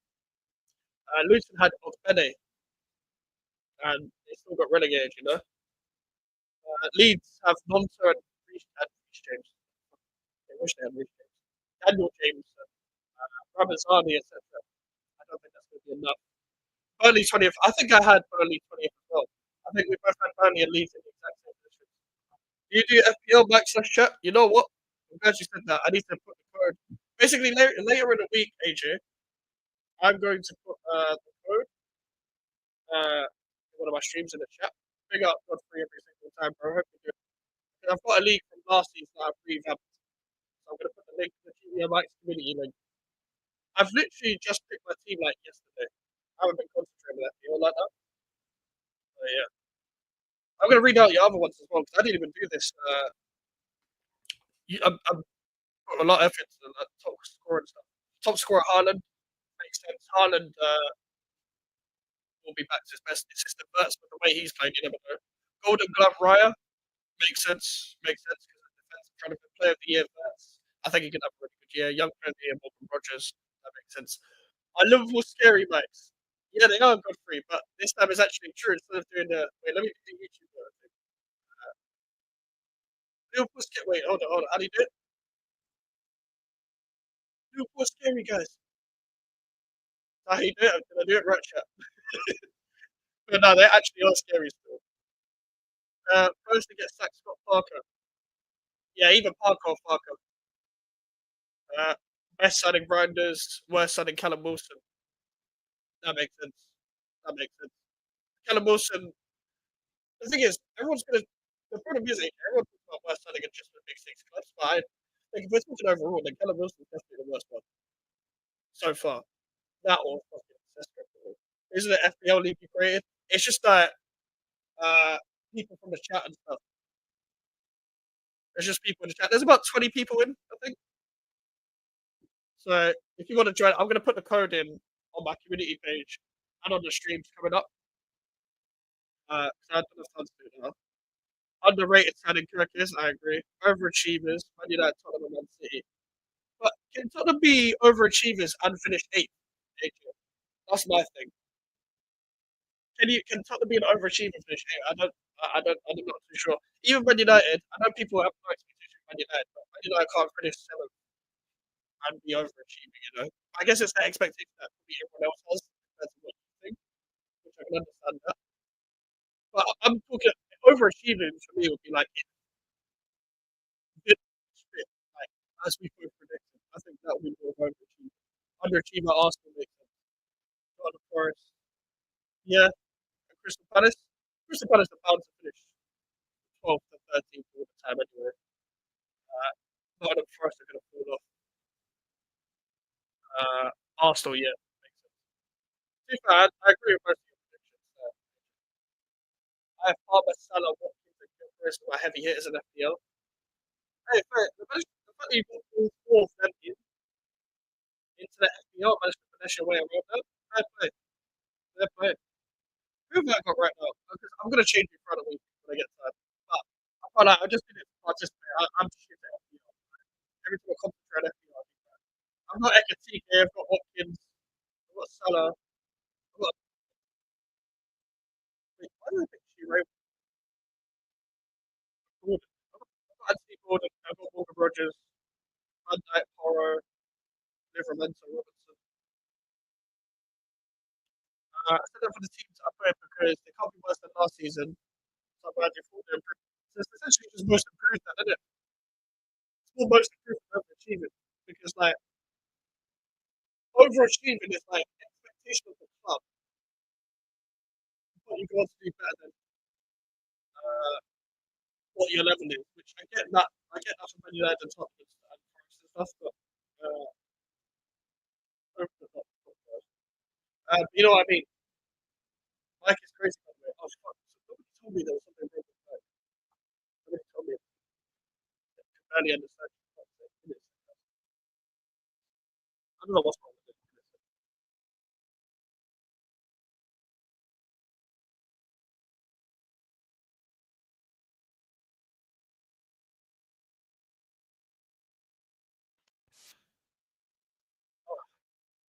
But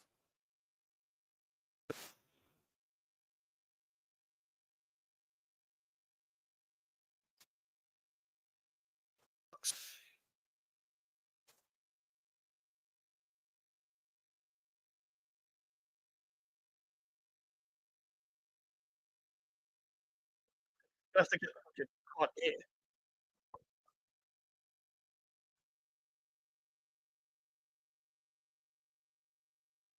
Fuck's sake! What's wrong with my mic?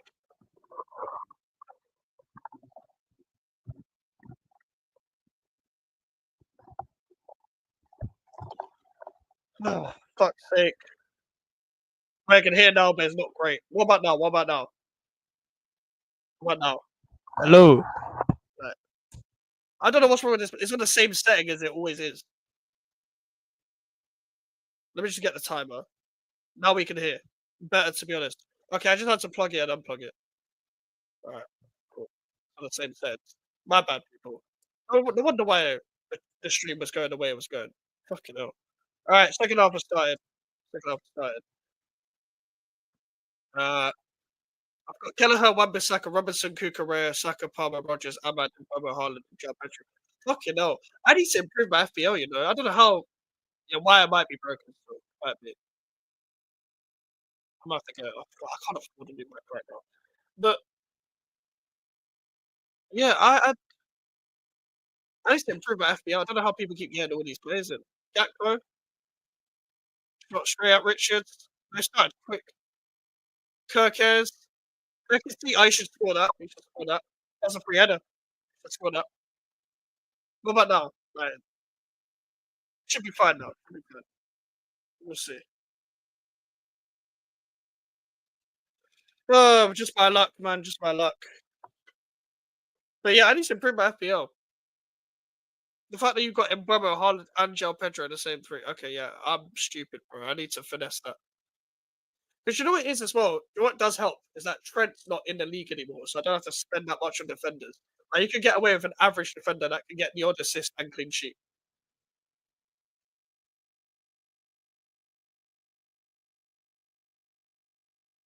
Straight oh, it's gonna be interesting to see how Palace. That's a terrible touch from Salah. Jesus Christ, that's not a touch of someone who's 20 goals a season, is it?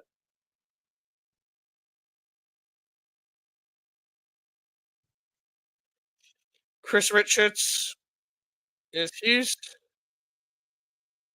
Nah, man, that's a foul. Yep, fair enough. Good refereeing for once. Gave the advantage, but went back for the foul.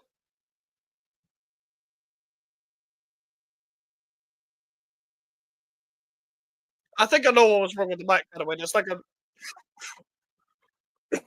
excuse me. There's like a wire. Not a wire. There's like a button on my thing that says it's muted when it's not actually muted. Where I think that clogs up the audio, sort of thing. So I think that was what was wrong with the mic. Is everything good now? Yeah, just to reassure myself, it's better than what it was. And in a future reference, let me know next time, chat. Alfie is a good friend. Don't know why I send him so many strains, given we ain't known him that long. I mean, yeah, I've known him for time. I've known him for time, but you might ain't known him for that long. Just know though, like you might can give Alfie shit, but Alfie can give shit back if he really wants to. If he really wants to.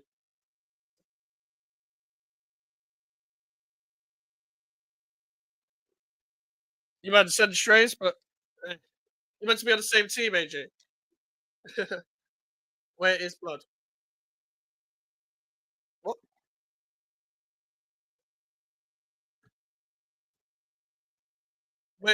What, Alfie?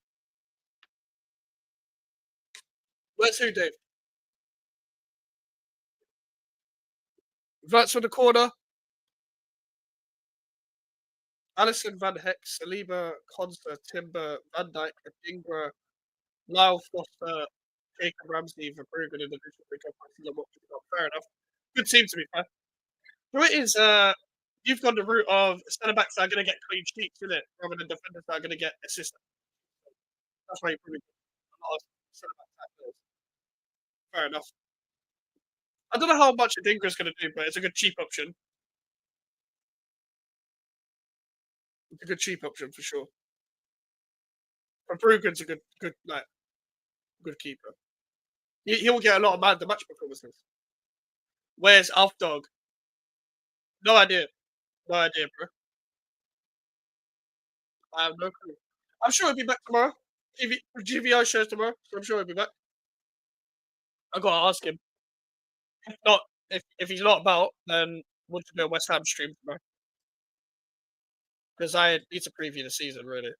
Got FPL League? Yeah, Dave. What I'm gonna do, keep up with the streams in the week, and I'm gonna revamp the GVO Mike's community one. I've already done it. If anyone's not in that, I'm gonna put the link in the chat. Sorry, the code in the chat. So we're gonna have FPL League. Don't worry, we got that. We got that. I'll aim at anyone new, Alfie, Elijah, etc. I'm kind of expecting to get cooked tomorrow. To be honest, I get cooked tomorrow. I only jab at you when you jab at me, bro. I only jab at you. Simple as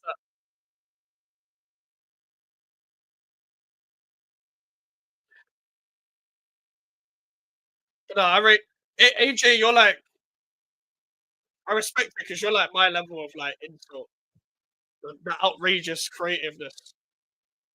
Yeah, I'm in yours anyway. GVO Max Community one. Yeah, yeah. I forgot because I'll be honest, Dave. It took me too long to actually what's it called, to figure out the settings of that because they update the Premier League app. It looks like shit. The Premier League app looks dog shit. So I was just trying to figure out the settings, and I only figured it out the other day. 'Cause I don't like the way they've updated it. It looks dog shit. It looks like if Max Attacks was an app, like a TK to Gakpo, Verts. Everyone's too much on the left hand side right now. But yeah, yeah. Everyone knows it's all jokes anyway. It's all jokes. It's all jokes. All a bit of fun. All a bit of fun. Fucking hell. Going down the left hand side again. Ekatike! Oh, Ekatike should have a hat trick this game. He should have a hat trick this game. I'll be real. He should have a hat trick.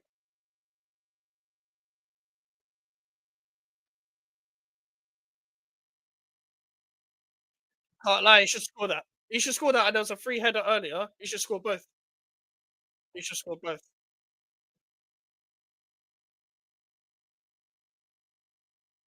Straight over the bar there. That should be on target. He's leaning back too much there.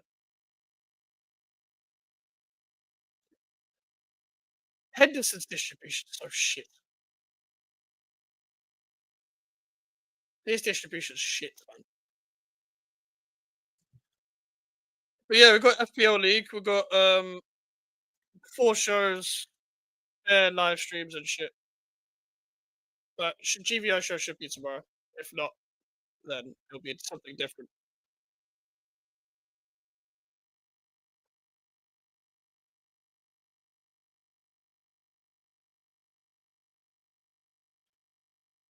I'm looking forward to the content aspect for the season, not really the actual season in itself, to be honest. What you made of the game so far? Why is this shit? Oh, I'm gonna go mad this season. You know, I might have to just. I don't know why it keeps doing this. Man. It keeps fucking lagging. Gakpo, Curtis Jones. Yeah, Curtis Jones looks like he's put on weight, bro. I mean, calling you Chemo Cresswell was one of my most out of pocket moments.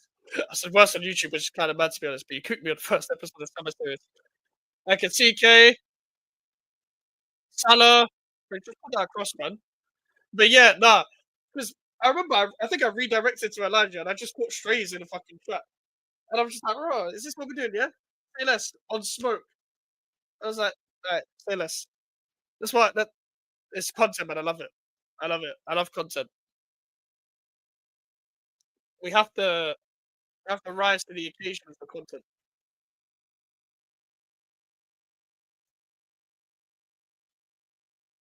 I forgot they just sold Diaz and Nunes as well. They just sold Diaz and Nunes.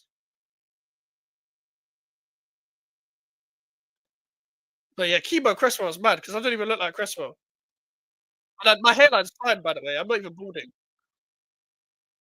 Shout out to Eze. Nah, it's not foul. You know the PFC guy sends for you the most in Elijah chat for no reason. Bro, he was in the chat earlier something for me. This guy, every time I'm on a stream with Jay, he goes in the chat and just cusses me. I just no for no reason. I don't know why. He keeps calling me Arteta. I don't look like Arteta, bro. I do get the Tim Cahill one to an extent. I don't really get the Fabianski one, but people say it's the forehead and hair. Every other looking like his force. Some guy said I look like an Indian Jose Mourinho. I've had that twice on TikTok. I look like Evan Nilsson. I look like Shay Given. Like, bro, I don't look like every footballer. But yeah, the PFC guy just sends shots at me. Like, big up PFC every single time. Like, he's in the chat sometimes. But it's just out of nowhere. It's like, oh, PFC, you look like Arteta, mate. Just like, alright, okay, okay, bro. I don't know how to respond sometimes. I'm just like, it's so out of nowhere. It's so funny.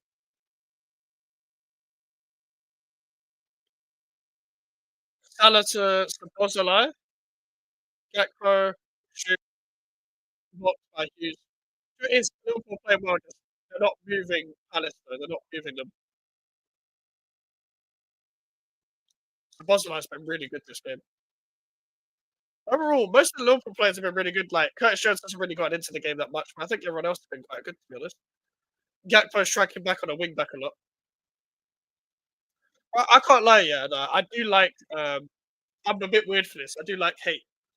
I've always said this. Online hate, I like it. The reason why I like online hate is because I know how to troll back. I know how to troll back. So I like hate, and also this banter stuff.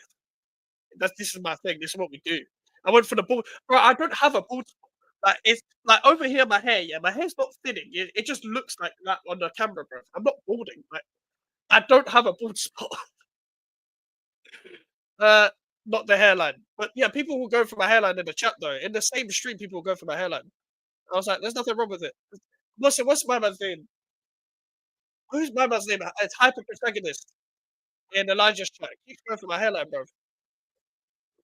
I'm like, what the? I don't have a bad hairline. And you and the panel were creative, and so I kind of wish on the showed up. Hey, yeah, summer series was just like all four of us are gonna be on smoke, basically. But yeah, they didn't know I was. I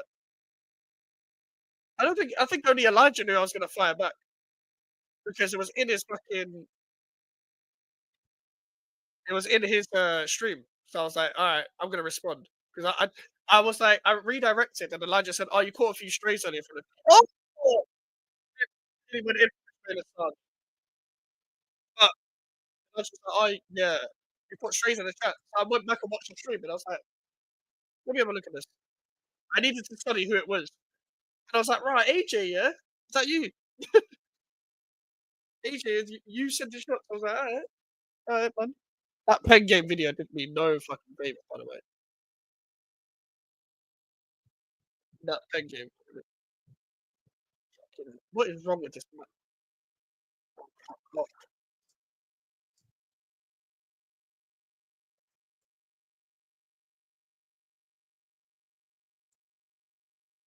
Bro, my Siri just went on my fucking Mac for no reason. It pissed me off. And Chelsea Esteval down. Did Esteval get fouled or is he injured? I'm assuming Esteval wasn't one that won the foul then. Is it so it's gonna be 3-0 if you score this, Dave? Sounds like you dominated. It probably helps they have 10 men, but still. So Verts, Gakpo. Ekitike, Verts, and Gakpo have got a really good relationship going on.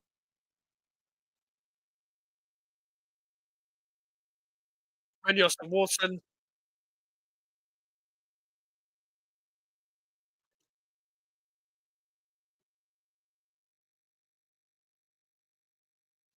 Good one, good one, good one, good one, good one, good one. Milan are getting smoked. Allegri might dip like. I'm glad I didn't read out the whole thing there. I'm glad I didn't read out the whole thing. Jesus Christ. Hey, but Mateta's through here. Addison, that's great sweeper keeper stuff. And to be fair, AJ, I don't think the Allegri appointment was like it. Like he's washed. He's been washed. He was washed at Juventus. I don't know why Milan went for him. I know they've got content. They're bored as shit. So they got what? Pioli, Conceição. Who was the manager before Fonseca as well? Bro, they've been unlucky. Not unlucky. They've just had bad recruitment when it comes to managers. They've looked like fucking shit, man.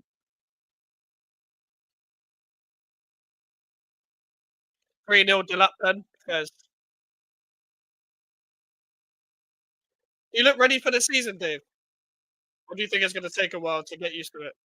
Because I think Palace will be a good game. I think you'll win. I think Palace will be a good opening game for you guys. Yeah, Allegri is washed free. But he keeps getting away with it because of his name and his history and what he was 10 years ago and stuff. Obviously, I know Arsenal fans wanted him in like 2018 or some shit. Fonseca and Lopetegi, two evil twins. Hey, Dave, I don't know whether you remember, yeah? It could have been the other way around as well. Like, Lopetegi could have gone AC Milan and Fonseca could have gone West Ham. And I thought Fonseca was good. People were telling me Fonseca's good. But yeah, they both failed. And Milan fans were literally like, oh, Lopetegi, bro. Why would we want him? I didn't even want him in the first place either. Yidlis is a baller. I'd take him at Arsenal ASAP. I haven't watched him, but I've heard a lot of good things. I've heard a lot of good things. I haven't watched him at all, though. Chris Richards, straight at Alisson. Liverpool to lose the league. This curse might be real. Who's the league champion? I think it might break the curse. I think it might break the curse. They just look so good right now. I've never seen a community shield like this, Jim. Fonseca is a bum you'd have killed him, to be honest. Probably. Everyone was telling me Fonseca was a good manager, like just before he went to Milan. How are you feeling about Sunderland as the first game? I don't get nervous, but I'm starting to get a bit shaky. You know what I mean? I'm nervous. Yeah, I think we'll lose, Godfrey. I've been saying that for time. I don't think it's good to have a promoted team's first game in years or in their first home game. We're usually the first home game of the preseason game, and we don't usually win the game unless it's Luton. I think we're going to struggle. We need to get out of the defence though, because Fulcrum and Bowen against the defence should be cash money for us. But are we even going to get the ball to their defence? We've looked okay in pre-season. I've got a video coming out about that. It's almost nice and poor there. Wilson, Eze on the left. Eze, great save, Alisson. But I think we'll get bombed. I can't lie. You might get cut by Sunderland. Yeah, I think we'll get. I can't say that word. Anal. I think we'll get anal. I can't lie. They're making their Alex while y'all doing drama with two keepers. We've got a keeper now. We've got a keeper now. But to be fair, they signed a lot of players, yeah, but they need to make strikers and centre back signings. Like, that's the only thing I will say. Like, they don't have a striker, they don't have a centre back. But knowing our luck, Wilson Istiador against. To be fair, no, they got Mark Guiu. I forgot Mark Guiu. But Istiador and Guiu against again and Kilman as central centre back. That could be tricky. I think we're against Wan-Bissaka, nobody cares. Like Wan-Bissaka will play well, but I think we'll lose. I do think we'll lose. No, I won't be surprised, but you're going to see my tears live in the flesh anyway. Arsenal at Old Trafford is a 2-2 draw. Don't trust us from how we've looked in pre-season, but United badly need a 6 in order to win. Yeah, I wouldn't be surprised if it was a draw. I think it'd be like a boring 1-1 and Fulcrum and Sesko both score. Like the script writers are already writing it. Fulcrook, Gyökeres. Why did I said Fulcrook? Because I just read the chat. Gyökeres and Sesko both score. Uh, I think even that or Arsenal just outplay. Oh, Milan scored, fair enough. But to be peaked with Fulcrook up front, ran by like Spell and CSC. To be fair, Trent, he's looked really good in preseason. I know he's slow. I know he's not fashionable, but he's actually a good player. But I would have liked a younger striker to compete with him. But instead, we got fucking Callum Wilson, Isidore Mayenda. Yeah, Mayenda's a good player, but he's not good enough end product for me. And if he's playing on the left, then I'm not too bothered. I reckon 1-1 at Old Trafford. That was my original prediction, to be fair. 3-1 AC Milan. Well, yeah, no, AC Milan scored, yeah, fair. You ready for the new season, Dave? You ready for the new season? Keep smashing the likes as well as 40 people in here. Still waiting for Menon to go live. He's probably asleep, Dave, I can't lie. I know it's 4:30, but still. I only woke up at 1. I only woke up at 1, man. That's fucking hell. If Everton get both Greenish and Dibbling, surely that's the Europa League spot. No chance. Villa fan, no chance. Villa fan, they're not going to settle into their new stadium like that. They won't settle into their new stadium. And we've got a bank on Tina Barry doing well. I don't think they'll get Dibbling anyway. But even if they did, he's a good player, but they're going to end products. And McNeil will play over Dibbling. You man don't know David Moyes like I know David Moyes. McNeil will play more than Dibbling. I like Wilshere Wilson, mate. You're really writing them off. I heard they played well yesterday. Villa fan, you need to understand.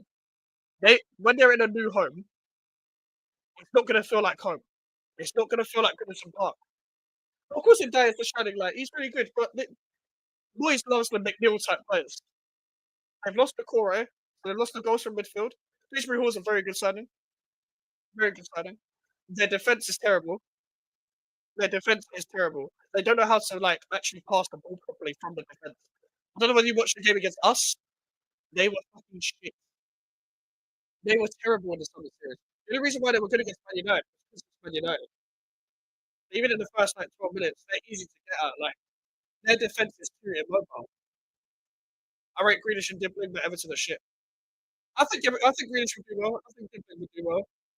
But Dibbling would do well if he plays. Villa fan, I think Moyes was always like this. This is what David Moyes does. He says, I want these signings, and he won't play them. I think Dewsbury Hall will play, and Dier will have a good season. I think Tina Barry needs to have a good season. He's better in it. Even though he suits Moyes, he ain't it. I don't know what Barry is like, to be honest. But you never know. I'm not even saying this because of Moyes, by the way. I just think Everton are right now with their squad, they're the most 12th place team ever. I'm not saying they're league contenders or anything, but conference record yet. Nah. They're not better than Brighton right now. They're not better than Bournemouth. Bournemouth battered them, by the way, as well. Bournemouth still look better. I think they could finish above Forest. I think Forest are going to have a big drop off. I don't think Forest are in the race. They're not getting conference. They're not their defense is too immobile. They'll get run at quite a bit. They're not going to settle into their new stadium.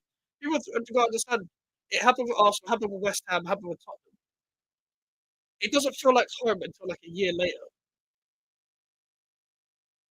This is the first time we're not seeing them in Goodison Park. They're playing in a baseball Bundesliga. We will drop off as well. We still haven't sorted out our defense. But Villa fan, you're still better than most teams in the Premier League. You also Villa fan, you have Unai Emery.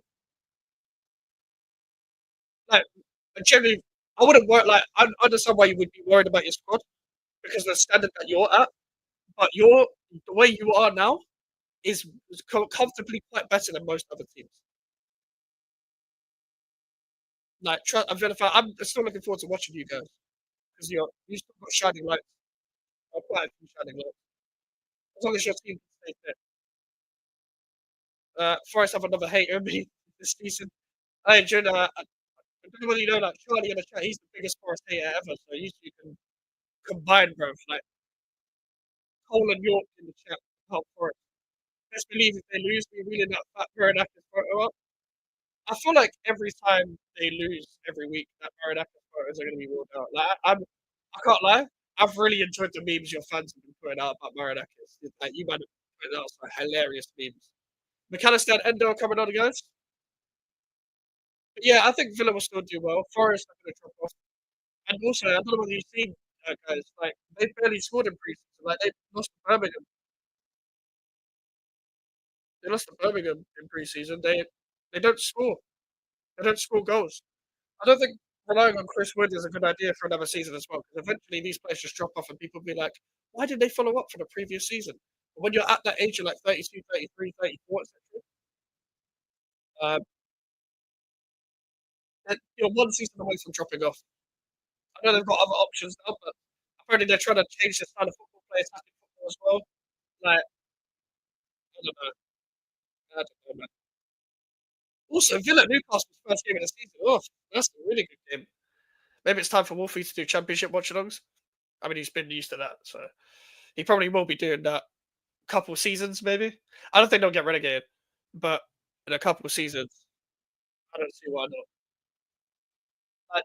I think I like their intention to spend money, and I can understand why they like that over because it's like super mob boss type guy, but that doesn't always work. I don't think Gibbs White is completely happy being there anyway. I think there's going to be a lot of pressure on Gibbs White to thrive this season just because of the speculation. Oh, fucking hell. I'm going to have to go to a different link again.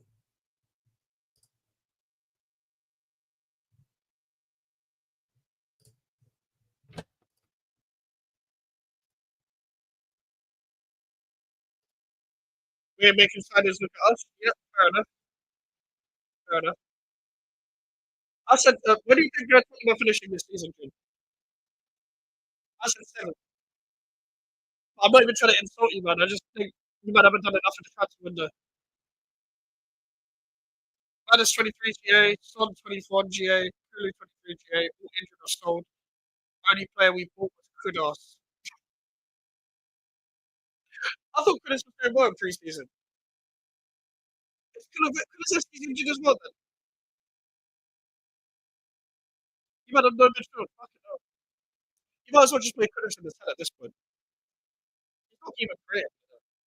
I also predict 8th to 10th. There's. Yeah, I said 7th. Ekatike's come off. Ekatike and Jones. What do you want me to predict?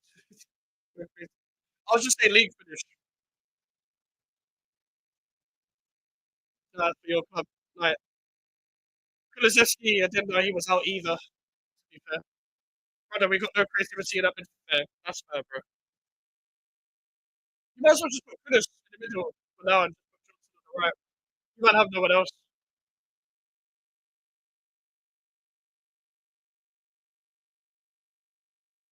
Actually, TK's played really well. Really well. Fair play to him. Curtis shows not so much. 17 GNA right now unreplaced. Are you linked to any sense, Trim? Are you linked to any sense? Or you just like doing the whole Tottenham thing where you just don't buy anyone? Possibly straight at Anderson. He can strike balls. He can strike the ball really well. Like, my thing is with Tottenham, like, there's potential there in that squad, but you might never capitalise on the potential. Like, especially even after winning the Europa League, I thought you might spend just because you're in the Champions League football and all that. But you literally are market opportunity FC. We're always thinking like, yeah, never making a move. Oh my days. Hey, you man are like you man do move a bit like that. Hey, women always say try and hint that they like someone and never do anything about it. Looking forward to doing content. Wouldn't be surprised if I end up getting cooked by you, E, J, or Prime. I'll probably see something nuts this season. Are you opening your channel? Yeah, is this gonna be your channel now? Officially, when are you opening the channel, bro? Let me know, please. A few days ago, a link for Rodrigo. Any out here thinking we're signing Rodrigo? Hey, Yeah, I don't know why mum would believe in that.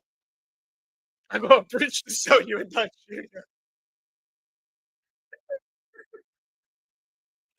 Hey, ain't nobody thinking Tottenham signing fucking Rodrigo, bro.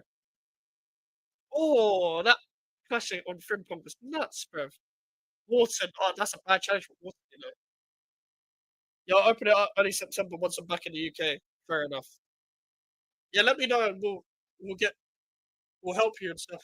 We'll promote it and if you want to do shows and stuff, obviously you know where we are. But yeah, are you actually like when I mean linked to tens, Jun? Gonna get anyone? You reckon you'll get anyone? If let's say the solution is what it is now, so Kulusevski, Madison all injured. By the way, let me know if my mic is okay as well. Kulusevski, Son, and Madison all injured and stuff. And so, what is the solution? Is there an in-house solution? Because the only other one I can think of that can play the 10 is Kudus. But Kudus is clearly seen as a right winger by Frank, which that's his position. But Charlie Kudus in the middle, Johnson on the right, that's the internal solution. Where can we start the season as it is? Yeah. That's kind of worrying. I would say it's going to be quite an underwhelming season. Our front three is Telstra, and Kudus, and we played in the UCL with them. Fucking hell. I know I cost Kudus, yeah, but I think Tel is worse. I think he's way worse. And I'm not even just saying this, Jude. He was one of the worst players I've watched play against West Ham last season. And I felt like Wan-Bissaka was literally just letting him shoot. Paulinho can't pass forward is not a good signing, in my opinion. I think he is a good. I don't know. I think he's a good player. I just don't think he's mobile enough. I don't. I think he's like Declan Rice to me, but like not as mobile. He's like an unmobile Declan Rice. I think he's a good player. He can stop counter attacks quite well. He can tackle. He can diagonal pass. Similar attributes to Declan Rice. Declan Rice can drive with the ball. He can strike a ball to be fair to Paulinho. But Paulinho is best in a double pivot. And like Declan Rice, he's not a single pivot guy. If you play him there, a bit fucked in my opinion. So, and again, as you said, AJ, you've got to have someone that can pass forward if you're going to play in a single pivot. Worrying now, I'm calm. Why are you worrying? It's only shit anyway.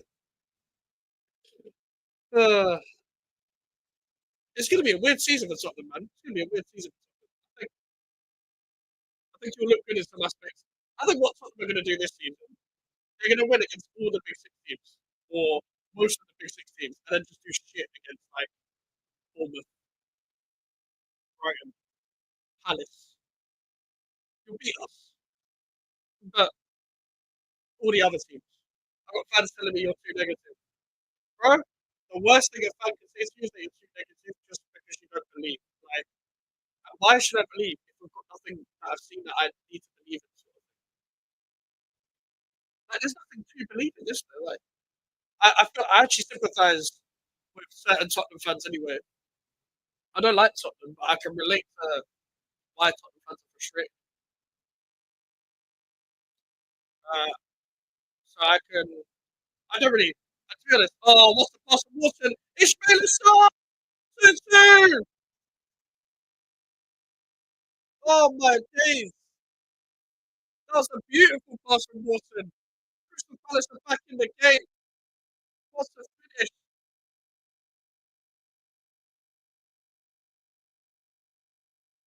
Hey, that was a mistake there from Van Dijk. They got cut open. You can't go back on a one goal lead.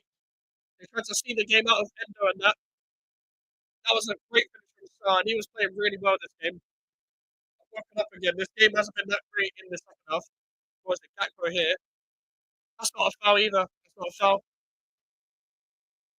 It's not a foul on Gakpo. That's a good challenge. Van Dijk jumps too forward. Van Dijk, that's a stinker. All at one goal a break. To be fair, Palace are probably the best counter-attacking team in the league outside the Big Six. Outside of the Big Six, they're the best counter-attacking team. I think they'll be fine outside of that. But then again, they don't have a natural ball winner. I'm currently as negative as Australian painter. So it's honestly like I've wanted to star at West Ham for like about 5, 6 years, and we were linked with him and Emmanuel Dennis when they got relegated. We got neither. Star went to Marseille. I've always said Star's a good player as well. Good finish off the first year, great finish. Uh, yeah, Van Dijk has another great game. He has another great game. What a first half for Mitchell. 1 to 10, you rate Odegaard? I'm gonna say I'm saying a 6. Oh fuck. Oh fuck. All right, hold on. My mic's just gonna have to.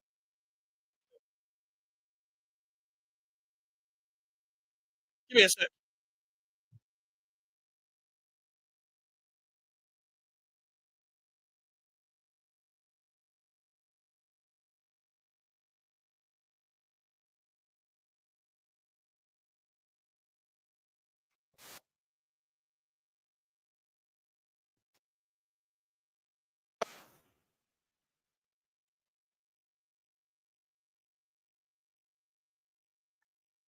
Is it fine now? Someone tell me.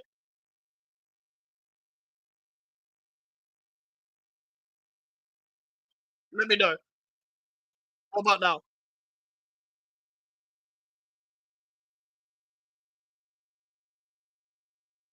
Okay. Basically, the wire's fucked. The reason why I said 6 out of 10 for Odegaard is basically because I delayed. Good. Okay. All right. Okay. Everything in sync. Everything in sync. Hold on. Cool. Okay. It looks good for me. I don't know though. The reason why I said 6 out of 10 for Odegaard is just because basically, in my opinion, I think he's a good young player for a team outside the Big Six with no pressure. But I never thought it was a good signing in the first place from Tottenham. Like I never thought Tottenham should sign him.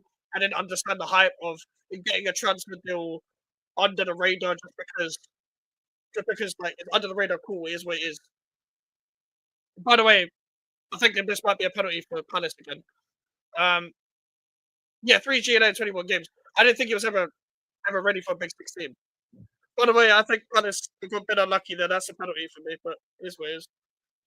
But yeah, I when I watched him against us, I didn't think he was as bad as Tell, but I don't rate him. I don't think he's ready, and I don't think he's the guy to take you to constantly be in the top 4 team and winning trophies all the time.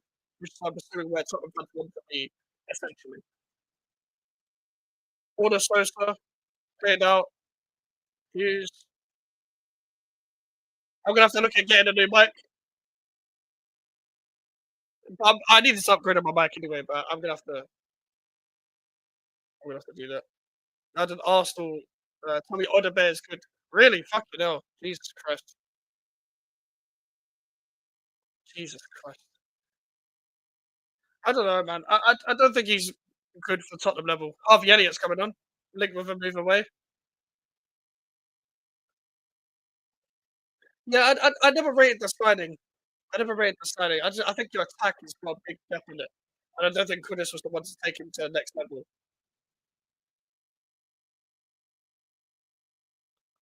I'm gonna have to get a new mic before the fucking season starts. It's really the wrong time for me to have a new mic. Keep the ball out of play. First with the header. There's a split over Endo's done well there. Endo's running into trouble there. What's he doing? Yeah, Van Dijk, like, I can't lie, the subs by slot has kind of ruined it, like taking TK off. Kirkes. Salah! Oh, I thought that was going to be it. I thought that was going to be it. Fucking hell. I'm going to try and not move my microphone and my wire because it's just completely fucked. It's going to have to do, though, for the next 2 fucking streams or whatever.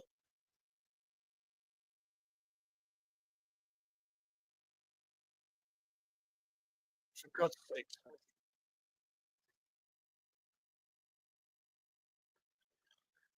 Keep smashing the likes. Keep smashing the likes.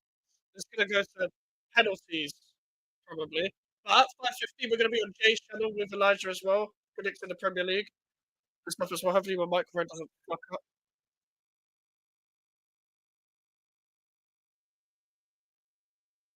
Oh, ball given away here. Ball given away. Ishmael Star taking on Van Dijk again. Munoz. Van Dijk's just what is pathetic for him? Jesus Christ.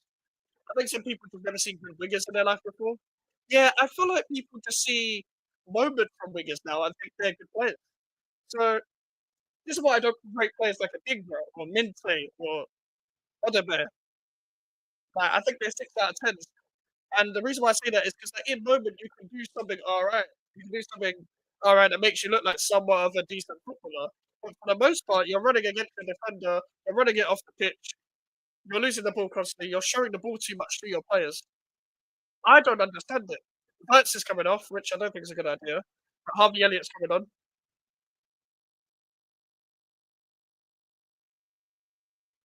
But I think yeah, I agree with you, Jin. I think the standard of wingers have gone down the drain. Like this is why people will still fucking rate Marcus Rashford. Like purple patch matches, exactly. And sometimes these purple patch matches are not even like purple patch moments in terms of goals, but they're purple patch matches in terms of performances or their drive with the ball, or whatever. Robertson's come on for Kirkes, Jefferson Lerma's come on for Adam Wharton. Wharton's played really well. Great assist for the second goal.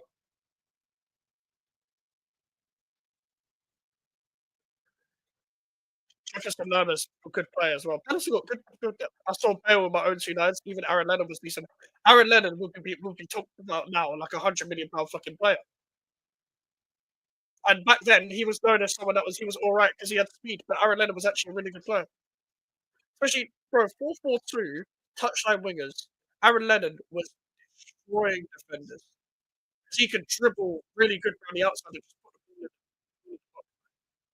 Usually, stays right on a bit. No idea what we're doing here, bro. I don't understand it. I don't understand it. Bale, obviously, Bale was going. That's one of the best players I've watched live. One of the best players I've ever watched. He was unreal. Gareth Bale down both wings across the front three. Bro, you know how dangerous it is for someone to have number 3 on the back and they get moved forward. And then they get the number 11. Bro, it meant something. Man. Like, I can't lie, I wanted to be like them type of wingers when I was younger because like they had speed. I wanted to be fast. I never they were like, good technically. Like I know Walcott was known as medium back in the day. Even like Walcott now or like Walcott would be better than most wingers now. Walcott weren't that bad. It was just like for Arsenal standard, they just saw like Lundberg and Henri and fucking Pires. So going to Walcott is a bit bad. But these men are rated Martinelli now. Walcott's better than Martinelli. We had Bale, Kane, and Son at one point together. I know what a good forward. Yeah, exactly. Like this is why I say even with West Ham, like I haven't seen many good players together. I've seen the good individuals now and then. I've seen Pye, I've seen Lanzini, I've seen Packett. So Kudus in his first season. Um, Kevin Dolan was a good player. Andy Carroll's a good striker, whatever. But at the same time, I know what shit looks like. So when I know what shit, that's shit. Because I've watched West Ham for years. I know what shit looks like. Like it's mad. People don't understand what shit looks like. So they hit them in the face. Salah taking on board a Sosa. Cross is very tight there. Palace defending really well. Eze's done really well there as well. Some fans they said they wouldn't trade Martinelli for Mbappe. Oh my days! First season Martinelli. They were like, oh, I wouldn't trade Mbappe. I wouldn't trade for Mbappe, guys. To hinder the development of Martinelli, bro. We've got some mutants in our fan base as well. I think we all do. We all do. It's dark. We've all got some good kids in our fan base. What are the mutants typically like in your fan base then? Are they like too positive? Are they too negative? What is it like? Is it a case of they overrate certain man? Is They're just like they overrate like the bare minimum. Archie Gray and Bergvall. Fuck. That's the thing. I like Archie Gray as a player. I think Bergvall's alright. I don't think he's I think Bergvall's been better than Gray. But I'm saying that when I watch Bergvall, I think good young player, not the fucking main solution. But them man, I feel like players just want to fuck these man. They just want to fuck them. Let's be real. They just want to fuck them. Just some 40-year-old wanking, just like being like, wants to fuck some young boy. Like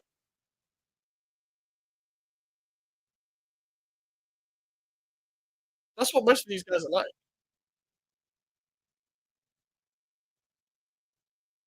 McAllister with the ball switch. They've been looking for that switch ball game. Frimpong. Elliot. Bro, I don't understand why people rate certain men. It's like in the West Ham fan base, for example, they were saying Freddie Potts should start. Oh, he had one bad game in pre-season. People like Freddie Potts isn't ready for the Premier League. This is what this fan base is like. So jarring.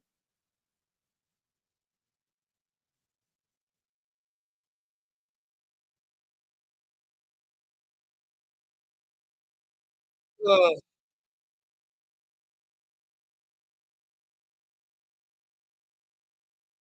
it looks like it's going to go to penalties, guys, unless we get a last-minute winner. Henderson or penalties, bro. This guy's going to thrive the fucking passion with it.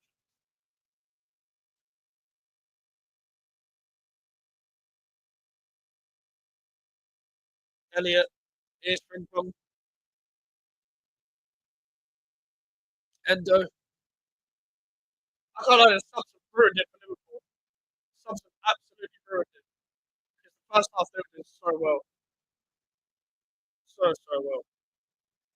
I think Jordan still says something like both are world class, will be world class soon. Yeah, I don't know about all that, man. Both are world class. I don't. Bro, I can't lie. Both of us a good player. But I think he's slightly overrated.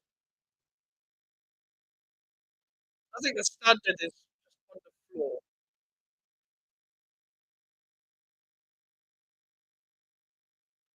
Saw a wild comment saying kind of, Enze's fuck that, they're so straight into Edison. Saw a wild comment saying kind of Fury has me questioning my sexuality. Like, what the fuck, bro? Salah, kind of Fury, that brother is gay. I need that whoa, Mike's get correct. Bro, these men just want to shag them. Simple as that, man. They just want to shag them. Like, it's just jarring, man. These men are openly, like, just want to shag players. I don't understand it.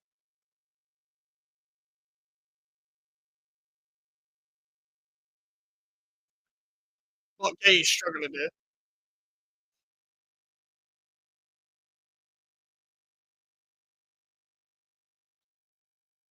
What's this? My man's name, Deveni. I'm looking at Palace right now. Are we better than them? Probably not, but knowing Palace, they'll finish 13th. Like, Palace are very on the day team, but you're not better than Palace right now because they're better coach. They're holding their run against Liverpool, same shots on target. They always rise on the big occasions as well, yeah.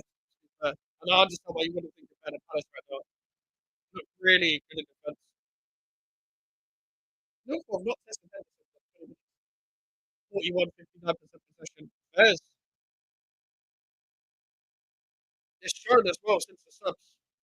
And seems like Palace started quite well when they conceded.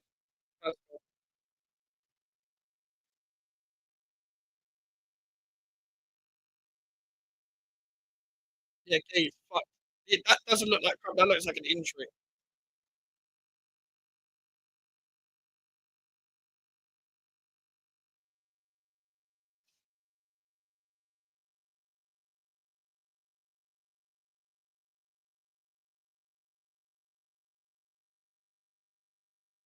Gay been taken on. He can barely fucking stand up. Justin Devaney's coming on. Youngster. They sell him in, I think. I gotta watch my video back. I didn't know my mic was fucked. So I recorded the video and then had the audio might be fucked. I was meant to put that out at 6.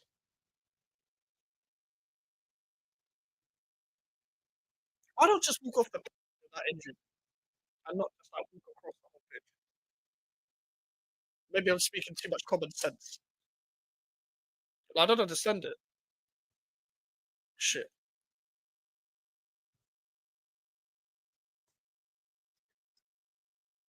41, 59% possession is crazy, by the way.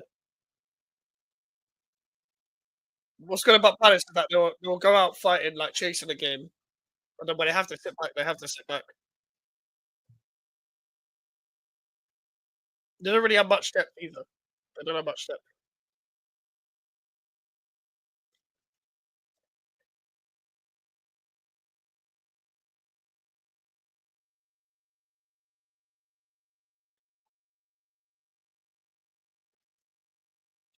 Palace are a good outfit for a good Glasner proper manager. Yep, yep. Glasner's what I like about Glasner, he's balanced as well. So he's like he's not like constant possession based football, but also like bare defensive and shit. He's both.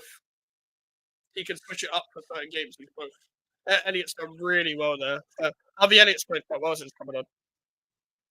But if West Ham was smart, they would have gone when he's at Frankfurt. That's a good cross, but Henderson's done really well there. He adapts to the situation. It's his mentality as well, Johnny. He holds a high standard like from the players. He's like, don't get complacent just because we won the FA Cup.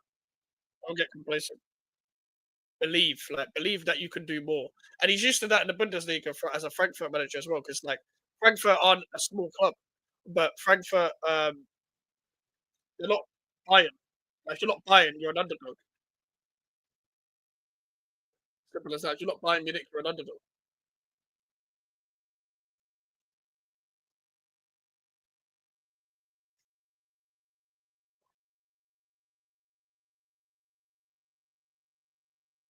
Jeremy Frimpong.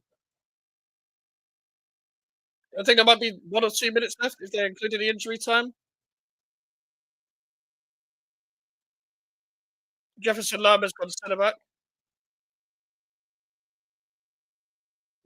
Ismail Hughes, Eze, Defetti! Oh my god! Bro, he just came on. Imagine if the youngster scored the winner. That would have been mad. That would have been crazy. Community shows Loki a vibe though if you're in it. Because like it's not like bare pressure or anything, but it'll be like good to miss. What a miss. Bro, that would have been mad. He should have struck the ball a bit better. It was too much on the inside of his foot. Like if he laced that, it might have gone like top corner from that position. But still like, bro, your trophy is a trophy. Us Arsenal fans. Palace could have won it, they could have. Penalties, guys. Time for penalties. Let me stop the timer. Bring out to everyone, of course. After this, we're going straight to Jay's channel if he's alive, bro. This guy sometimes he's asleep. But we're going to be doing the Premier League predictions on there as well. I need food. I need food, bro.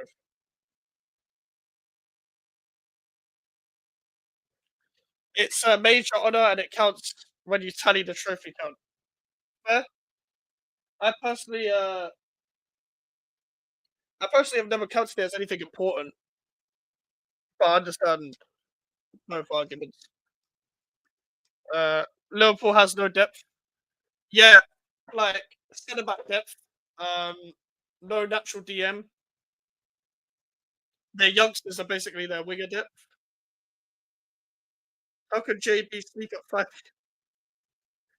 Jay sleeps when he wants. Like I promise you. I don't know whether you guys know this. Yeah, I've said this before on Jay's channel. Me, Jay, and Elijah were meant to meet up a few weeks ago. Jay arranging the meet up, by the way. Obviously, me and Jay are local, so I could just like it would be like 5, 10 minutes, whatever. Bro, this guy it was 2 p.m. We're meant to be at 5. This guy's like, you know what, bro? I'm gonna go sleep. I've still never met this guy to this day because he's always asleep or he's always doing something. He's always doing something. So this is why I've never met up with him. I want to, but he's always asleep. He's always asleep or he's doing something else. We was meant to meet up, me, him, and Elijah. Elijah was going to come down to East London. Have you met Elijah in real life? No. I was meant to. Uh, so the only YouTubers that you guys see me collaborate with that I've met, Melon, Alfie, Lewis, Northside. Like I've met Rashid, I've met Aaron from Arsenal. I met Muller. He didn't know who I was though, obviously. Um, I met Matt back in the Net podcast. He was one of the first people I met. I've not met many people though, like in the YouTube scene. Low key, think people liquidating their debt for one player is crazy. Yeah, that's why I think they're gonna win the league and not win anything else. All this just to hopefully get Isak. Yeah, because the Rio guy and for example, if they get Isak, the Rio guy and Isak are basically the Diaz and Nunes replacements. Trey Nonye is a youngster, but he's not going to play that much. Harvey Elliott is leaving. It's still a better squad, but it's just a case of like, can they maintain that for the whole season? Matt is hilarious and shameless at the same time. Matt's a brilliant content creator. He's hilarious as well because he knows he doesn't believe half the shit he says. Bro, Dave, he tweeted the other day about Arsenal winning the league. I was like, huh? And he was like, uh, yeah, I got hacked. He was like, oh, I'm hacked. I'm like, all right, man, all right, man. Why is the thing lagging now? Like, what are you doing? What you doing, mate? Selling Nunes and everyone else is crazy when Denmark played a lot of games. Yep, and they got to rely on the young players to look up when what's it called the senior players won't. I think they'll throw away the Carabao Cup and FA Cup this season. I'm being serious. I think they will, and they'll go for league and Champions League. They'll go out in the Champions League and end up winning the league. Go for one of the coin toss. I think 70% they win. Mm, interesting. Fam, is that Smaroni, bruv? Julian Smaroni's in the fucking coaching staff for Palace. I haven't seen him in time. He has Nunes and Conte quite a lot of games right there. Yeah, but I think they should have sold them because they're all shit. But they need to get a centre back to replace Quanta, otherwise the depth is dumb. Did you see catch the Arsenal fan saying Gyökeres is the white truck? Yeah, Prime sent me that.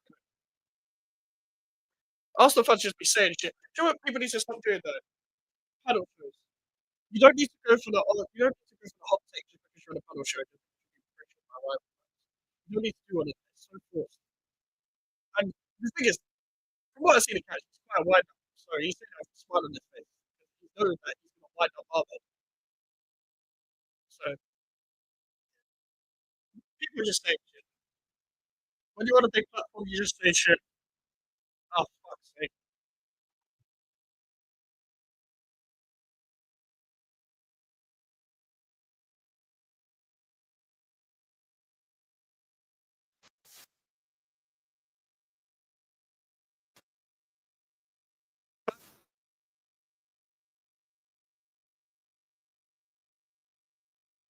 I have to just go internal microphone and just bend this off.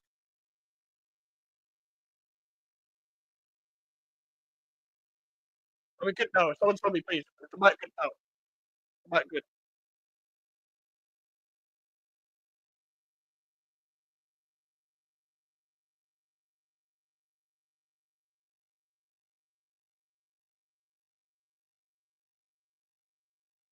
That ball hit my man.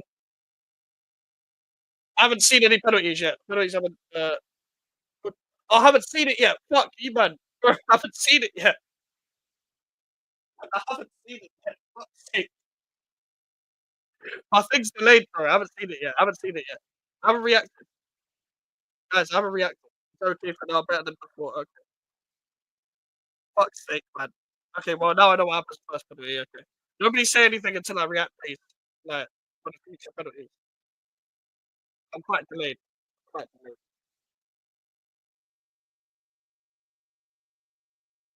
Well, we're gonna be excuse me. We're gonna be redirected to play as soon as let me know if the mic is better.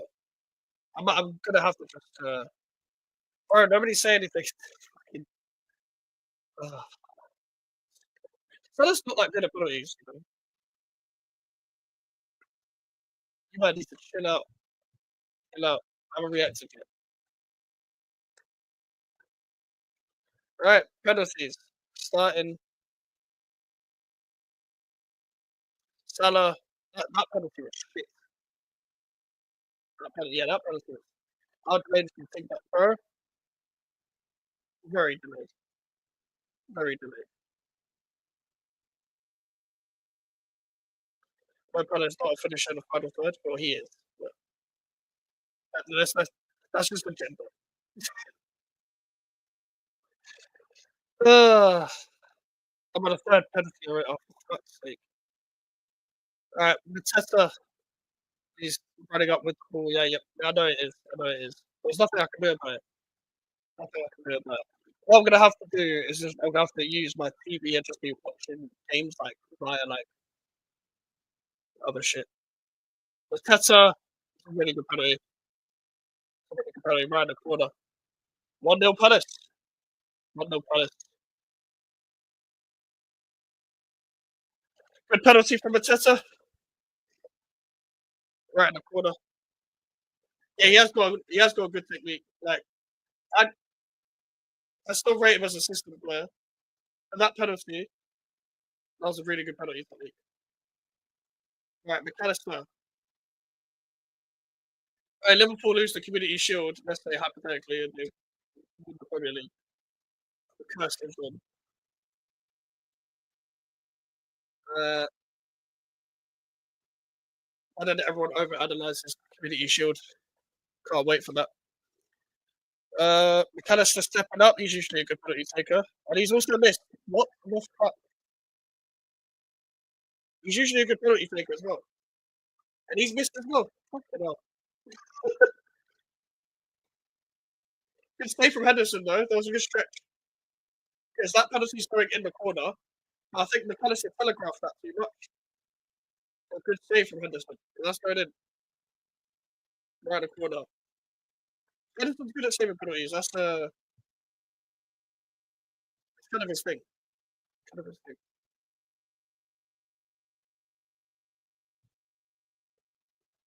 Eze. Ade Eze.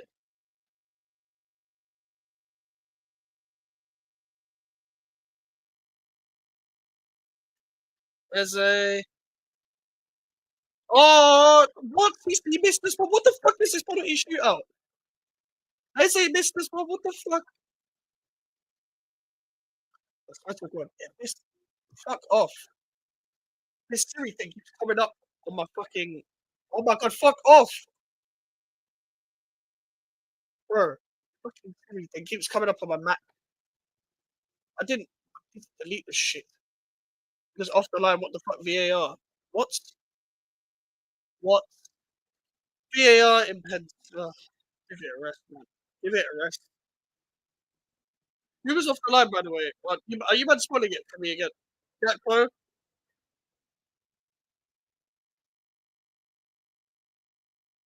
Gakpo scored, so 1-1.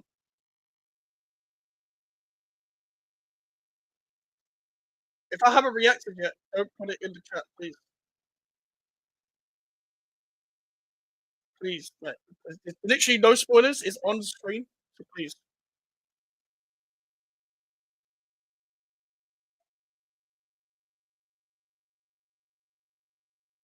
Ugh.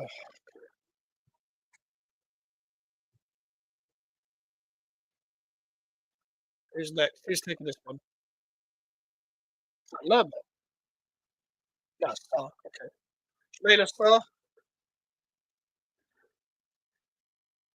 Oh no, Allison for the Eze pen. Okay. Made Star. Go. Oh, in the Eze pen. Why are they VAR in it later then? What?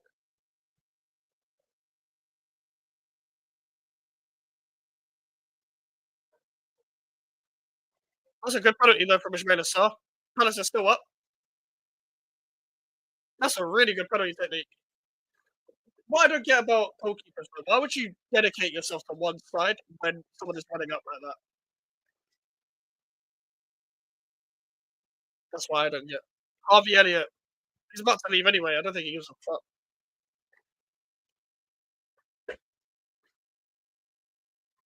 Some awful. Oh, this has been an awful shootout. Yeah, it's been awful. 2-1 in the first 3 minutes. Elliott to start us off. Oh my god. Henderson fucking saved it again. Oh my god. Oh, by the way, can anyone tell that Harvey Elliott was just going to miss just before? Like, he was. Like, I could kind of tell. There was no confidence in that. Bro, it's looking like he's passing it in the net. Like the women's Euros final ever pens. I didn't watch it. Henderson's looking at his bottle, bro. Fair enough.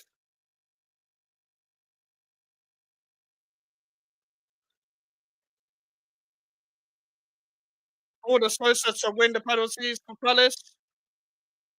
Sosa. Oh, he's missed. What the fuck? No, man. Oh, bro, I thought I was about to see a winner. I thought I was about to see a winner. What was that penalty, bro? No, Border Sosa, man. What are you doing?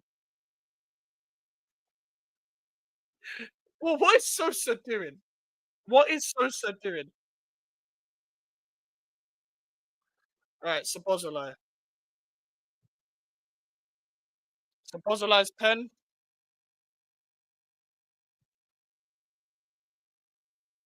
Bro, that Sosa pen was terrible as well.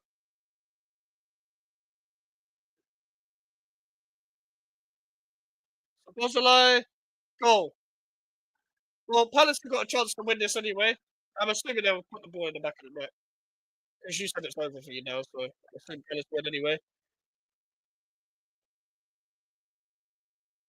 Good penalty though from Sabozolai. Justin Devene.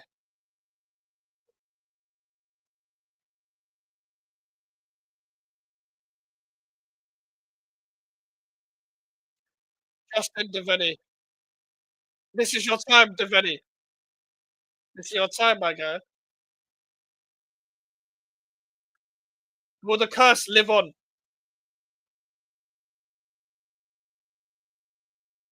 I don't blame Palace fans for celebrating, by the way, if they do win this. Devene. You know he's left footed. What's the penalty? And Crystal Palace win the Community Shield. Congratulations to Palace, bro. Fair play. This means Liverpool winning the league. Liverpool winning the league. That was one of the worst penalty shootouts I've ever watched. But fair play to Crystal Palace. Basically, guys, we're going to redirect to Jay. Hopefully, he's still got this stream unlocked. But yeah, we'll chat to you guys in a bit. Go and say Mike's raid. I'll see you there in a sec. Take care.